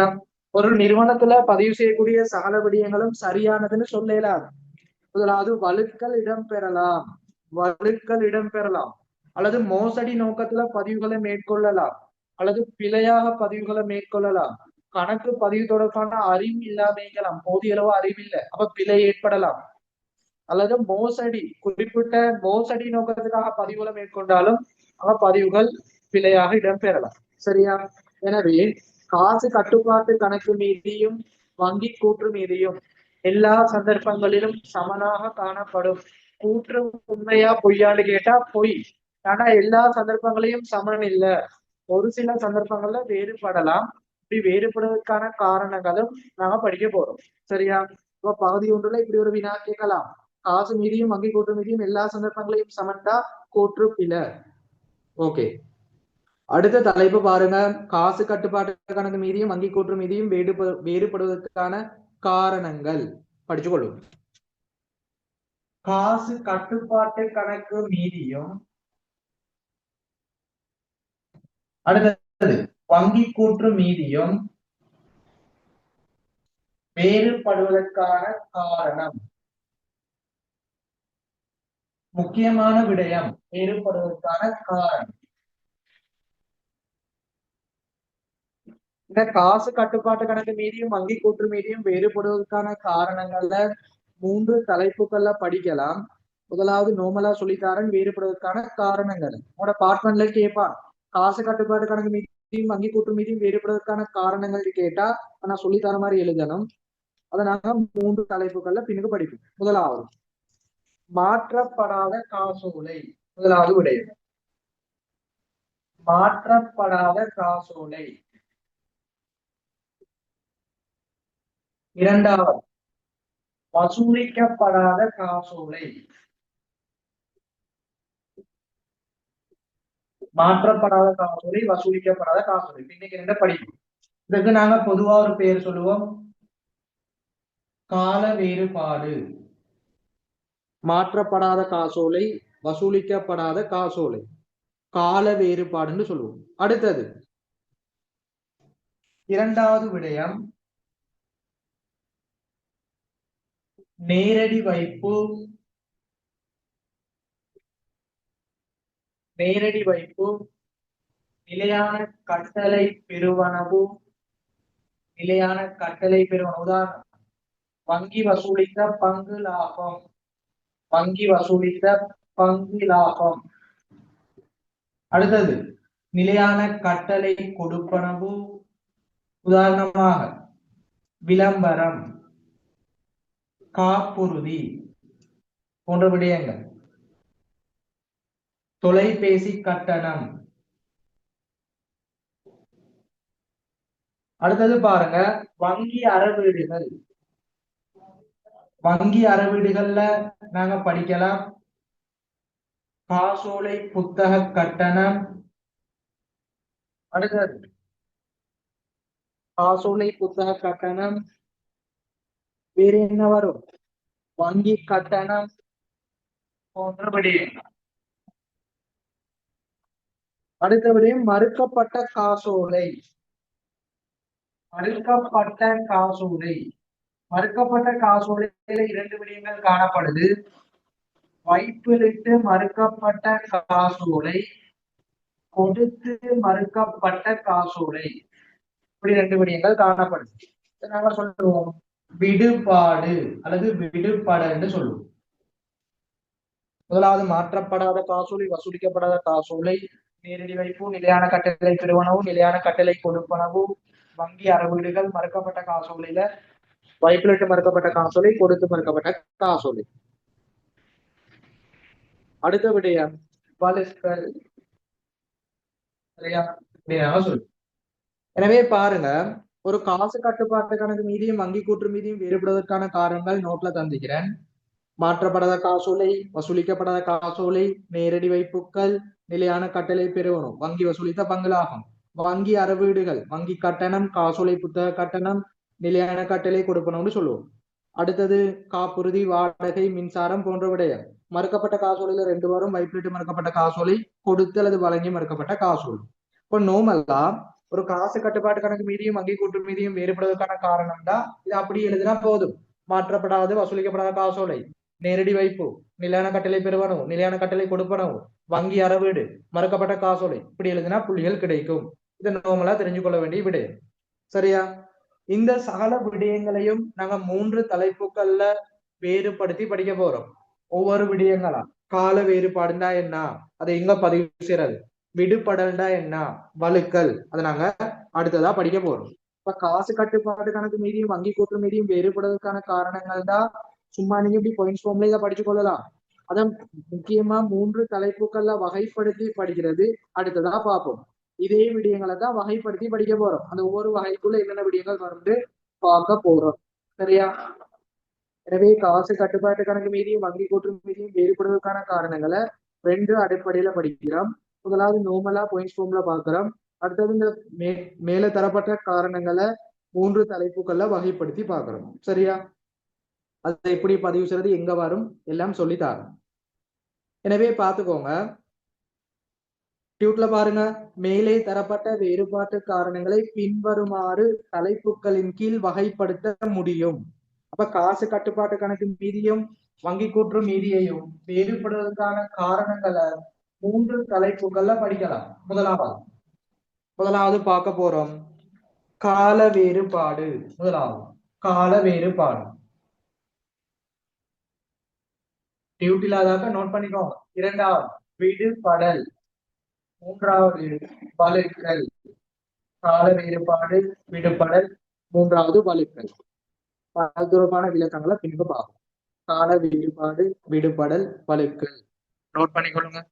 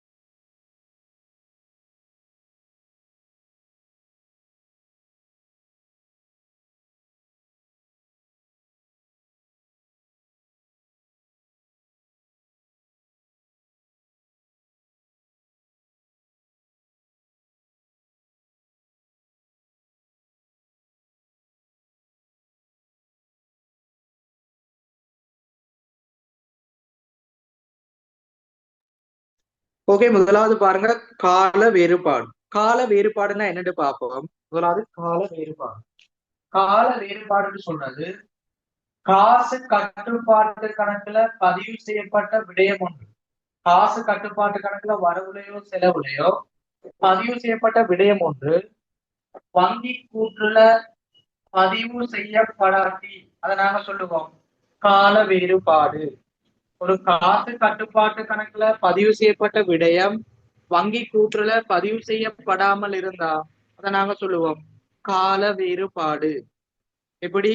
காசு கட்டுப்பாட்டு கணக்குல வரவு வைக்கிறோம் அல்லது காசு கட்டுப்பாட்டு கணக்குல செலவு வைக்கிறோம், அதே விடயம் வங்கி கூட்டுல செலவுலையோ வரவுலையோ வைக்கப்படலாட்டி அதுக்கு நாங்க பெயர் சொல்லுவோம் கால வேறுபாடு. வீட்டுல பாருங்க, கால வேறுபாடுன்னு என்னென்னு போடப்பட்டிக்கு காசு கட்டுப்பாட்டு கணக்கில் பதிவு செய்யப்பட்ட விடயம் ஒன்று வங்கி கூட்டில் பதிவு செய்வதற்கு ஏற்படும் கால தாமதம் கால வேறுபாடு ஆகும். அதுக்கு உதாரணம் அதுக்குள்ள வரக்கூடிய கூறுகள் சொல்லப்பட்டிக்கு கால வேறுபாட்டுக்குள்ள ரெண்டு விடயங்கள் வரும். முதலாவது மாற்றப்படாத காசோலை, இரண்டாவது வசூலிக்கப்படாத காசோலை. அப்படின்னா என்னன்னு பாருங்க.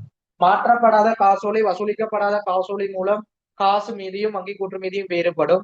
அதான் நாங்க சொல்லுவோம் கால வேறுபாடு. ஒரு காசு கணக்குல பதிவு செய்யப்பட்ட விடயம் வங்கி கூட்டுல பதிவு செய்யப்படலாட்டி அதை கால வேறுபாடுன்னு சொல்லுவோம். இப்ப நாங்க பாருங்க, முதலாவது பாருங்க மாற்றப்படாத காசோலைன்னா என்னன்னு சொல்லிட்டாங்க. நாங்க காசு கட்டுப்பாட்டு கணக்குல செலவு வச்சுட்டோம், ஒரு விடயத்தை செலவு வச்சுட்டோம். விளம்பரத்துக்கு ஒரு செக் கொடுத்துக்கிறோம் 1,00,000, நாங்க இது காசு கணக்குல செலவு வச்சுட்டோம். ஆனா வங்கி கூட்டுல அந்த விடயம் வரவு வைக்கப்பட இல்லை. ஏன்னா நாங்க பணம் செலுத்திட்டோம், செக்க கொடுத்துட்டோம். ஆனா வங்கியில அந்த செக் மாற்றப்படையில மாற்றப்படையிலன்னா எங்க அக்கௌண்ட்ல பணம் இல்ல. அப்ப பேங்க் பணம் கொடுக்குமா? கொடுக்காது. அல்லது அந்த செக்ல சைன் வச்சுக்கிறது பிழையா வைக்கப்பட்டிருக்குது, அந்த குறிப்பிட்ட வாடிக்கையாளர ஒரிஜினல் சைன் இல்ல, எனவே வங்கி பணம் கொடுக்காது. அடுத்தது வேறுபட்ட காரணங்களால காசோலை மறுக்கப்படலாம். இப்ப நாங்க ஒரு பணத்தை கொடுத்து இப்ப நாங்க செக்க கொடுத்துட்டா வேற காசு கணக்குல செலவழிச்சிட்டோம், விளம்பரத்துக்கு 1,00,000 கொடுத்துக்கிறோம்னு. ஆனா வங்கியில போயிட்டு அந்த வாடிக்கையாளர் குறிப்பிட்ட தேதி 1 மாத டேட் கொடுத்துக்கிறோம், அந்த 1 மாதத்துக்கு பிறகு போய் செக்க கொடுக்குறாரு, பணம் கொடுக்க மாட்டாங்க.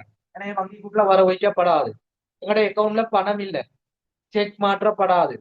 அந்த செக்ல ஒரிஜினல் சைன் வைக்கப்படல, செக் மாற்றப்படாது. இதை நாங்க சொல்லுவோம் மாற்றப்படாத காசோலை. இங்க காசு கணக்குல செலவு வைக்கப்பட்ட விடயம் வங்கி கூட்டுல வர வைக்கப்படலாட்டி மாற்றப்படாது. இப்ப காசு கணக்குல பதிவு செய்யப்பட்டு வங்கி கூட்டுல இல்ல, எனவே கால வேறுபாடு. அப்ப முதலாவது என்ன? மாற்றப்படாத காசோலை. காசு கணக்குல செலவு வைக்கப்பட்டு வங்கி கூட்டுல வர வைக்கப்படையில மாற்றப்படாத காசோலை. இரண்டாவது பாருங்க வசூலிக்கப்படாத காசோலை. எங்களுக்கு ஒரு ஆள் செக் தாராரு. உதாரணமாக எங்களுக்கு ஒரு செக் கிடைக்குது, முதலீட்டு வருமானம், அதுக்கு ஒரு செக் கிடைக்குது. உதாரணமா 1,50,000. எங்களுக்கு செக் கிடைத்தா நாங்க காசு கணக்குல வரவு வைக்கிறோம். இப்ப நாங்க அந்த செக்கை போயிட்டு பேங்க்ல போட்டு மாத்தணும், எங்களோட அக்கௌண்ட்டுக்கு எடுக்கணும் சொல்லி. ஆனா அக்கௌண்ட்டுக்கு போனா அங்க செலவு வைக்கப்படையில, அதாவது எங்கட காசு கணக்குல வரவு வைக்கப்பட்ட விடயம் ஒன்று, வங்கி கூற்றுல செலவு வைக்கப்படலாட்டி அதை நாங்க சொல்லுவோம் வசூலிக்கப்படாத காசோலை. அப்ப நாங்க போயிட்டு டேட்க்கு பிறகு செக்க கொடுக்குறோம், செக் பணம் கிடைக்காது. அந்த பணம் தந்த கஸ்டமர், அந்த வாடிக்கையாளர் அல்லது எங்களுக்கு கடன் கொடுத்தோம், நமக்கு ஒரு செக் தராரு. இப்ப அவர் அக்கௌண்ட்ல பணம் இல்ல, இப்ப நாங்க செக்க கொடுத்தா பணம் கிடைக்காது. இதான் வசூலிக்கப்படாத காசோலை. இப்ப கால வேறுபாடுன்னா சிம்பிளான விடயம். எங்கட காசு கணக்குல பதிவு செய்யப்பட்ட விடயம் வரவோ செலவோ வங்கி கூட்டுல செலவோ வரவோ வைக்கப்படலாட்டி அது கால வேறுபாடு.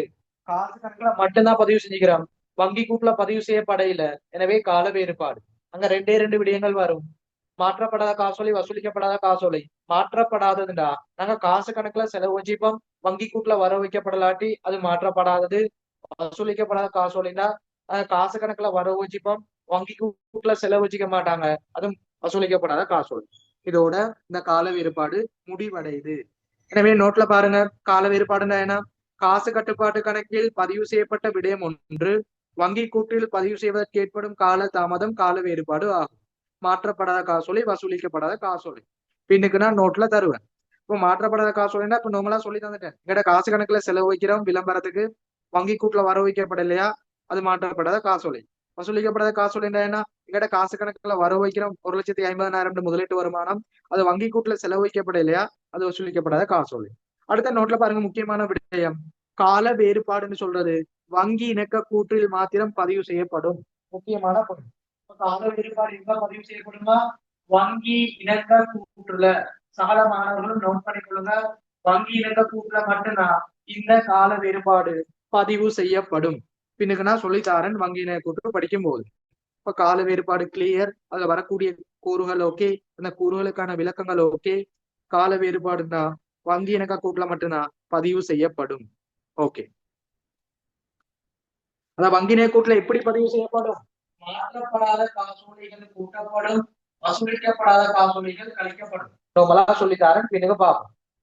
கால வேறுபாடு அந்த மாற்றப்படாத காசோலையும் வசூலிக்கப்படாத காசோலையும் வங்கி இணக்க கூட்டுல மட்டும்தான் பதிவு செய்யப்படும். அதாவது மாற்றப்படாத காசோலை கூட்டுவோம், வசூலிக்கப்படாத காசோலை கழிக்கப்படும். இதை நோட் பண்ணிக்கொள்ளுங்க. இதோட கால வேறுபாடு முடிவடையுது, அதுல வரக்கூடிய கூறுகளும் முடிவடையுது. அடுத்த விடயத்துக்கு போகும்.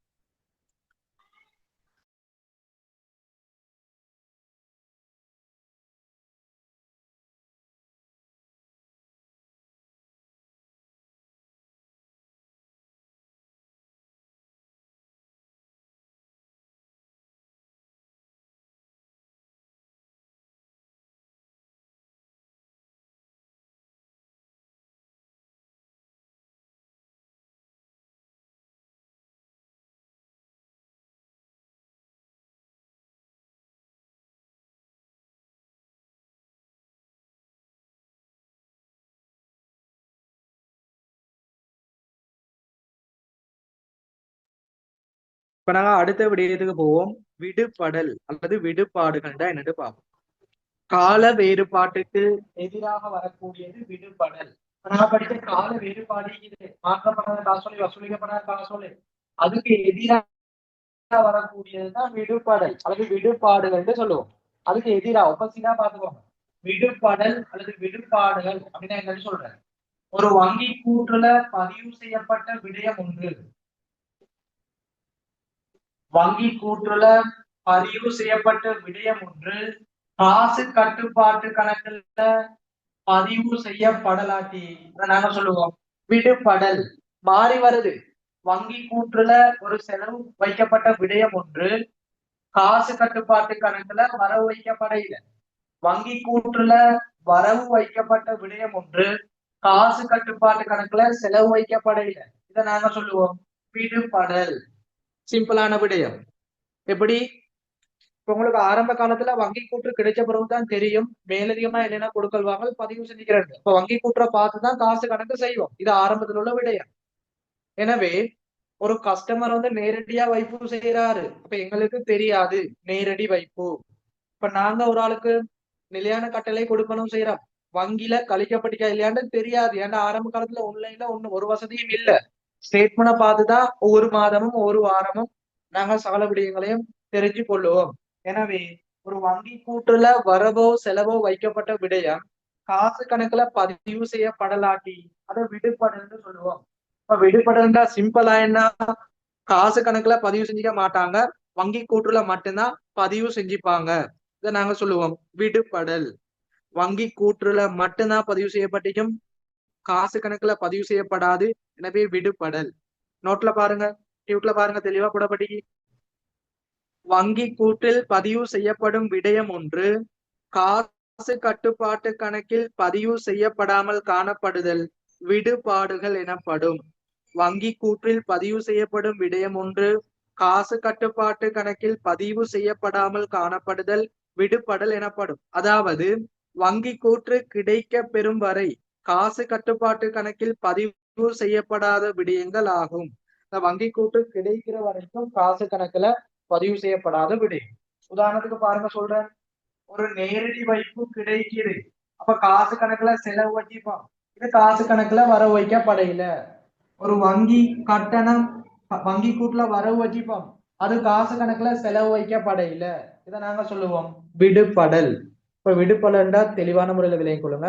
காசு கணக்குல ஒரு பதிவும் செஞ்சுக்க மாட்டாங்க, வங்கி கூட்டுல மட்டும்தான் பதிவு செஞ்சுப்பாங்க. இதை நாங்க சொல்லுவோம் விடுபடல். சரியா? அப்ப விடுபடல்ல நிறைய விடயங்கள் வரும். அதுல பாருங்க என்னென்ன விடயங்கள் வரும்னா, முதலாவது நேரடி வைப்பு வரும். அடுத்தது நிலையான கட்டளை பெருவனவுகள் வரும். நிலையான கட்டளை கொடுப்பனவுகள் வரும். வங்கி அறவீடுகள் வரும். மறுக்கப்பட்ட காசோலைகள் வரும். எல்லாத்தையும் நாங்க சொல்லுவோம் விடுபடல். இது வங்கி கூட்டுல மட்டும்தான் பதிவு செய்யப்படும். காசு கட்டுப்பாட்டு கணக்குல பதிவு செய்யப்படாது. விடுபாடுகள் கீழே தரப்படி பாருங்க.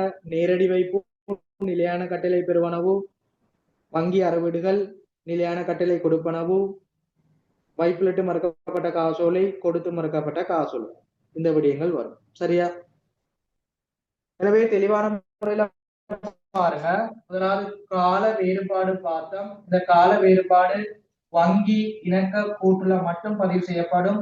அதாவது மாற்றப்படாத காசோலை கூட்டுவோம், வசூலிக்கப்படாத காசோலை கழிப்போம். இரண்டாவது பாக்குறோம் விடுபடல். இந்த விடுபடல் சொல்றது சீராக்கிய காசு கட்டுப்பாட்டு கணக்குல மட்டும்தான் பதிவு செய்யப்படும். சீராக்கிய காசு கட்டுப்பாட்டு கணக்குல மட்டும் பதிவு செய்யப்படும். அதாவது வரவுல சில விடயங்கள் பதிவு செய்யப்படும், செலவுல சில விடயங்கள் பதிவு செய்யப்படும். இவ்வளவுதான் விடை. இப்ப விடுபடல்னா எங்க? சீராக்கிய காசு கட்டுப்பாட்டு கணக்குல மட்டும்தான் பதிவு செய்யப்படும். இரண்டாவது படிச்சுட்டோம். சீராக்கிய காசு கட்டுப்பாட்டு கணக்குனா என்ன? ஒரு காசு கணக்கு, அதுல வங்கி கூட்டுல பதிவு செய்யப்படாத விடயங்களை பதிவு செய்யறது சீராக்கிய காசு கட்டுப்பாட்டு கணக்கு. இல்ல வரவுல ஒரு சில விடயங்கள், செலவுல ஒரு சில விடயங்கள் பதிவு செய்யப்படும். பின்னுக்கு நாங்க சீராக்கிய காசு கட்டுப்பாட்டு கணக்கெல்லாம் தெளிவாக படிப்போம். இப்ப விடுபடல்டா வங்கி கூட்டுல மட்டும்தான் பதிவு செஞ்சுப்போம், காசுல பதிவு செஞ்சுக்க மாட்டோம். எனவே அது சீராக்கிய காசு கணக்குல மட்டும்தான் பதிவு செய்யப்படும். நேரடி வைப்பு, நிலையான கட்டளை பெறுவனவு, வங்கி வசூலித்த பங்கு லாபம், கொடுத்து மறுக்கப்பட்ட காசோலை, இது எல்லாம் சீராக்கிய காசு கணக்குல வரவுல பதிவு செய்யப்படும். வங்கி அறவீடுகள், நிலையான கட்டளை கொடுப்பனவு, வைப்பிலிட்டு மறுக்கப்பட்ட காசோலை சீராக்கிய காசு கட்டுப்பாட்டு கணக்குல செலவுல பதிவு செய்யப்படும். எல்லாம் டியூட்ல தரப்பட்டு. ஓகேயா? இப்ப இரண்டாவது விடயம் விடுபடலும் முடிவடையுது. இறுதியா நாங்க வழுக்கல் அல்லது தவறுகள் தான் என்னன்னு பார்ப்போம்.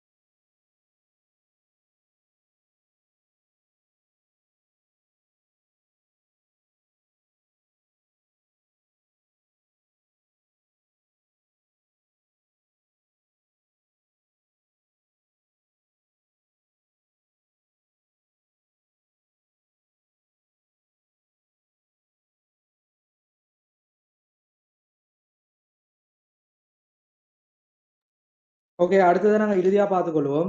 காசு கட்டுப்பாட்டு கணக்கு மீதியும் வங்கி கூற்று மீதியும் வேறுபடுவதற்கான காரணம் இறுதியில வழுக்கல் அல்லது தவறுகள் என்னன்னு பார்ப்போம். வழுக்கல் அல்லது தவறுகள்.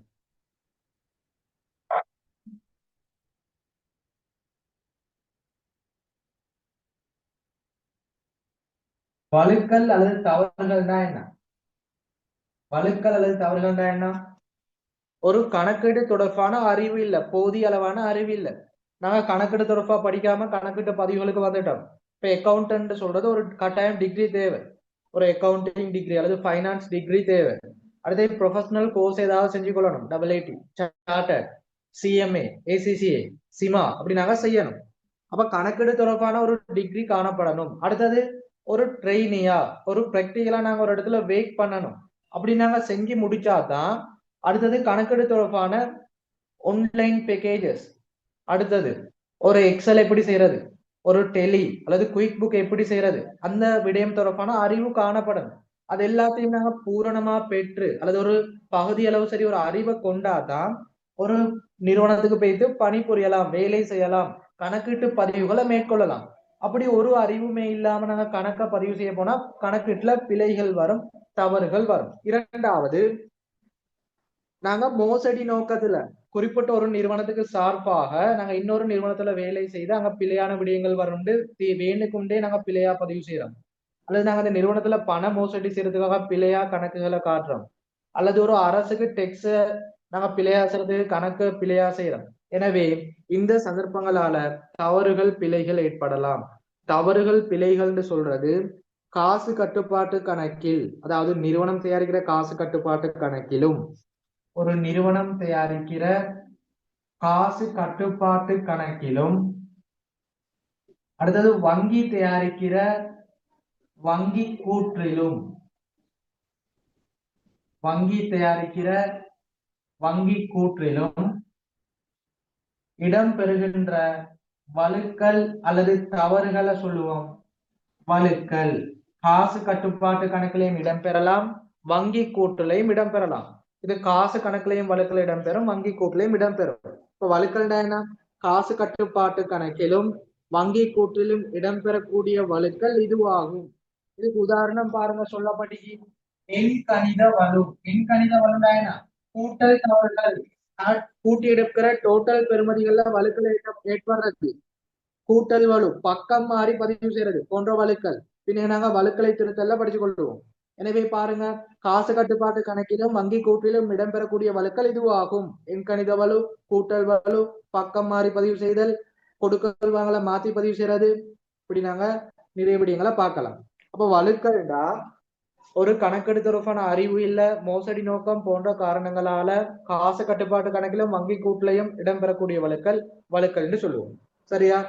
அப்ப இந்த வழுக்கல் எப்படி சீராக்கம் செய்யப்படும்டா, காசு கட்டுப்பாட்டு கணக்குல இடம்பெறக்கூடிய வழுக்கல் திருத்திய காசு கட்டுப்பாட்டு கணக்கிலும், காசு கட்டுப்பாட்டு கணக்குல இடம்பெறக்கூடிய வழுக்கல் திருத்திய காசு கட்டுப்பாட்டு கணக்கிலும், வங்கி கூற்றுல இடம்பெறக்கூடிய வழுக்கல் வங்கி இணக்க கூற்றிலும் சீராக்கம் பதிவு செய்யப்படும். இதை தெளிவான முறையில விளங்கிக் கொள்ளும். இப்ப வழுக்கல் ரெண்டு இடத்துல பதிவு செய்யப்படும். ஒண்ணு காசு கணக்குல ஏதாவது வலு தந்தா திருத்திய காசுல பதிவு செய்வீங்க, வங்கி கூற்றுல ஏதாவது வலு தந்தா அதை வங்கி இணக்க கூட்டுல பதிவு செய்வீங்க. எனவே நோட்ல போடப்படி பாருங்க, காசு கட்டுப்பாட்டு கணக்கில் இடம்பெறக்கூடிய வலு சீராக்கிய காசு கட்டுப்பாட்டு கணக்கிலும் வங்கி கூற்றில் இடம்பெறக்கூடிய வலு வங்கி இணக்க கூற்றிலும் பதிவு செய்யப்படும்.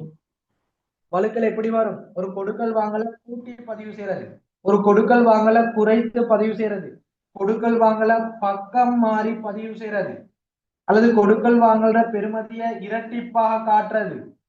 இப்படி நாங்க பல வழுக்கல் வரும். அது காசு கணக்குலையும் இடம்பெறலாம், வங்கி கூட்டுலையும் இடம்பெறலாம். காசு கணக்குல ஏதாவது வழுக்கல் இடம்பெற்றா திருத்திய காசுல பதிவு செய்யுங்க, வங்கி கூட்டுல ஏதாவது பிழை வந்தா வங்கி இணக்க கூட்டுல பதிவு செய்யுங்க. ஓகேயா? இதை நோட் பண்ணுங்க. அடுத்ததா இந்த கால வேறுபாடு விடப்படல் வழுக்கலை ஒரே பேஜ்ல ஒரே முறையில இந்த வழுக்கல் அதை எங்க பதிவு செய்யறதுன்னு எழுதி காட்டுறேன்.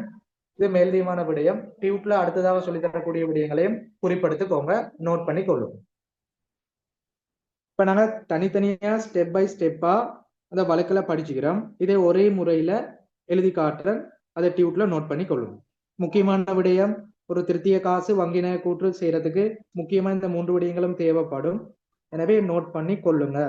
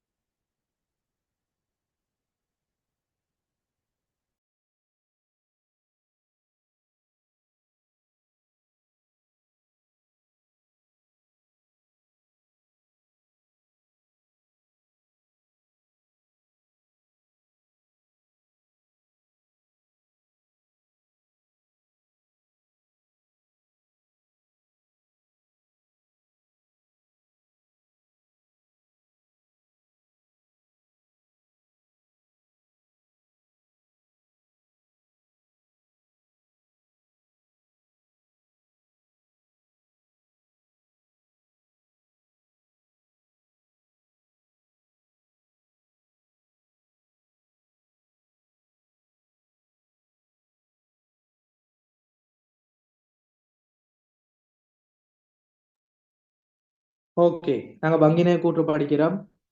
அதுல இன்றைக்குரிய கிளாஸ்ல இறுதி விடயம் காசு கட்டுப்பாட்டு கணக்கு மீதியும் வங்கி கூற்று மீதியும் வேறுபடுவதற்கான காரணங்களை தனித்தனியா படிச்சிட்டோம். அந்த 3 விடயங்களும் எங்க பதிவு செய்யறது எல்லாம் சொல்லிட்டாங்க. அதாவது கால வேறுபாடு இதுல கால வேறுபாடு இதுல 2 விடயங்கள் வரும். மாற்றப்படாத காசோலை, வசூலிக்கப்படாத காசோலை. மாற்றப்படாத காசோலை, வசூலிக்கப்படாத காசோலை எங்க பதிவு செய்யப்படும்னா வங்கி இணக்க கூற்றுல. மாற்றப்படாத காசோலையானது வங்கி இணக்க கூற்றுல கூட்டப்படும், வசூலிக்கப்படாத காசோலையானது வங்கி கூற்றுல கழிக்கப்படும். இது முதலாவது பிழை. கால வேறுபாடுனா மாற்றப்படாத காசோலை, வசூலிக்கப்படாத காசோலை அது வங்கி இணக்க கூட்டுல பதிவு செய்யப்படும். மாற்றப்படாத காசோலை கூட்டப்படும், வசூலிக்கப்படாத காசோலை கழிக்கப்படும். இரண்டாவது விடுபடல். விடுபடல்ல நிறைய விடயங்கள் வரும். இது திருத்திய அல்லது சீராக்கிய காசு கட்டுப்பாட்டு கணக்குல பதிவு செய்யப்படும்.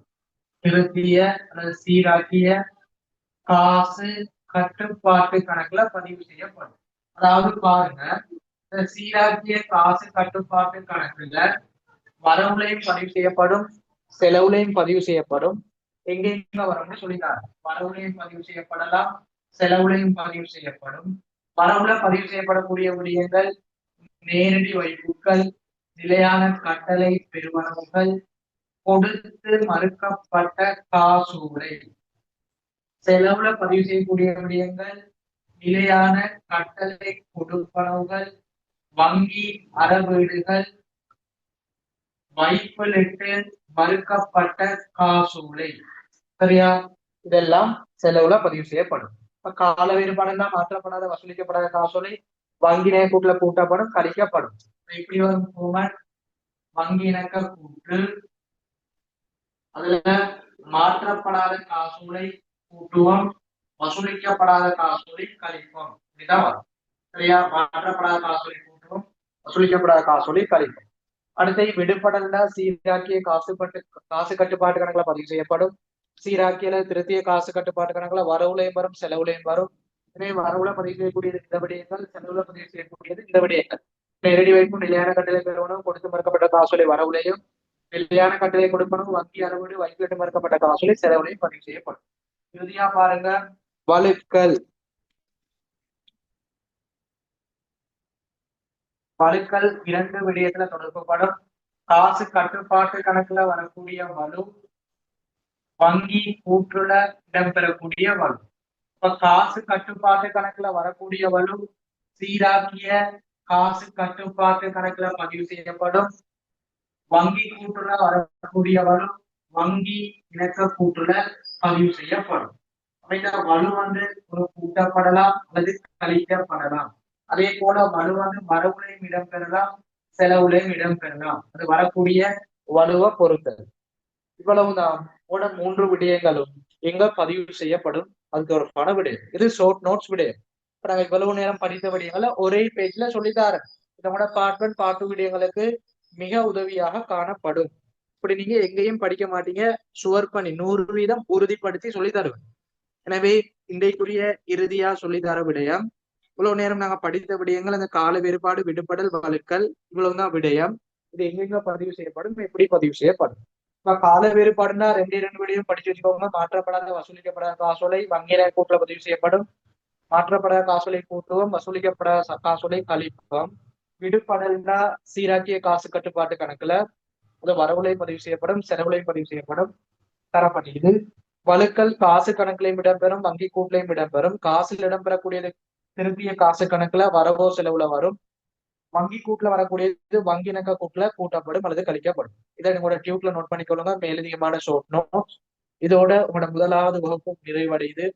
வங்கி இணக்க கூற்று இன்றைக்கு நாம படிச்ச விடயம் நடைமுறை கணக்கு, வங்கி கூற்று, வங்கி கூட்டுல பதிவு செய்யக்கூடிய விடயம், வங்கி கூற்று மாதிரி வடிவம் எப்படி பதிவு செய்யறது, அடுத்து காசு கட்டுப்பாட்டு கணக்கும் வங்கி கூற்று மீது எவ்வாறு பதிவுகள் இடம்பெறும், அதற்குரிய ஷார்ட் நோட்ஸ் விடயங்கள். அடுத்து நாங்க மேலதிகமா பார்த்தது இறுதியாக காசு கட்டுப்பாட்டு கணக்கு மீதியும் வங்கி கூற்று மீதியும் வேறுபடுவதற்கான காரணங்கள், அதுல முக்கியமான பதிவு விடயங்கள். இதோட உங்களோட முதலாவது கிளாஸ் முடிச்சு கொள்வோம். இன்ஷா அல்லா அடுத்த கிளாஸ்ல இந்த வங்கின கூட்டுட முழுமையான தியரி விடயங்கள் முடிவடையும். அதோட உங்களோட வங்கின கூட்டு தியரியை முடிச்சுட்டு பகுதி 1 பகுதி 2க்கான பயிற்சிகள் ஆரம்பிக்கப்படும். எனவே இலங்கையில காணப்படக்கூடிய சால 2027 மாணவர்களும் ஃபர்ஸ்ட் டைமுக்கு தயாராயிருப்பீங்க. எனவே வங்கிணக்க கூட்டுப்பாடு முக்கியமானது. பெஸ்டா உங்களுக்கு டீச்சிங் செய்யப்படுது. சிறப்பான வகுப்பு தெளிவான முறையில படிச்சுக்கோங்க. உங்களுக்கு கிளாஸ் தேவைன்னா ஆன்லைன் மூலமான கிளாஸ் தேவைன்னா நம்பருக்கு தொடர்பு கொண்டு படிச்சு கொள்ளுங்க. வாட்ஸ்அப் செய்து உங்களோட டீட்டெயில்ஸை பெற்றுக்கொண்டு ஆன்லைன் கிளாஸ்ல இணைந்து படிச்சு கொள்ளலாம் இறுதி பரீட்சை வரை. அப்படி இல்லையா உங்களுக்கு ஃப்ரீயா படிக்கக்கூடியதா இருந்தா யூடியூப்ல போடப்படுது. அதாவது எல்லா விடயங்களும் போடப்படாது, ஒரு சில விடயங்கள் போடப்படும். அப்படி போடப்படக்கூடிய சந்தர்ப்பத்துல குறிப்பிடுத்து படிச்சுக்கணும். ஓகேயா? இப்ப நாங்க இன்ஷால்லா அடுத்த கிளாஸ் சந்திப்போம். தேங்க்யூ, ஜசாக்கல்லா ஹைரா. அடுத்த கிளாஸ்ல தொடர்ச்சியான முறையில வங்கின கூற்று தியரியும் அதுக்கு அடுத்ததா பயிற்சிகளும் பார்த்துக்கொள்ளும். எல்லாரும் இதை பார்த்து படிச்சுக்கோங்க. சகல மாணவருக்கும் ஷேர் பண்ணிக்கொள்ளுங்க. இன்ஷால்லா அடுத்த கிளாஸ் சந்திப்போம்.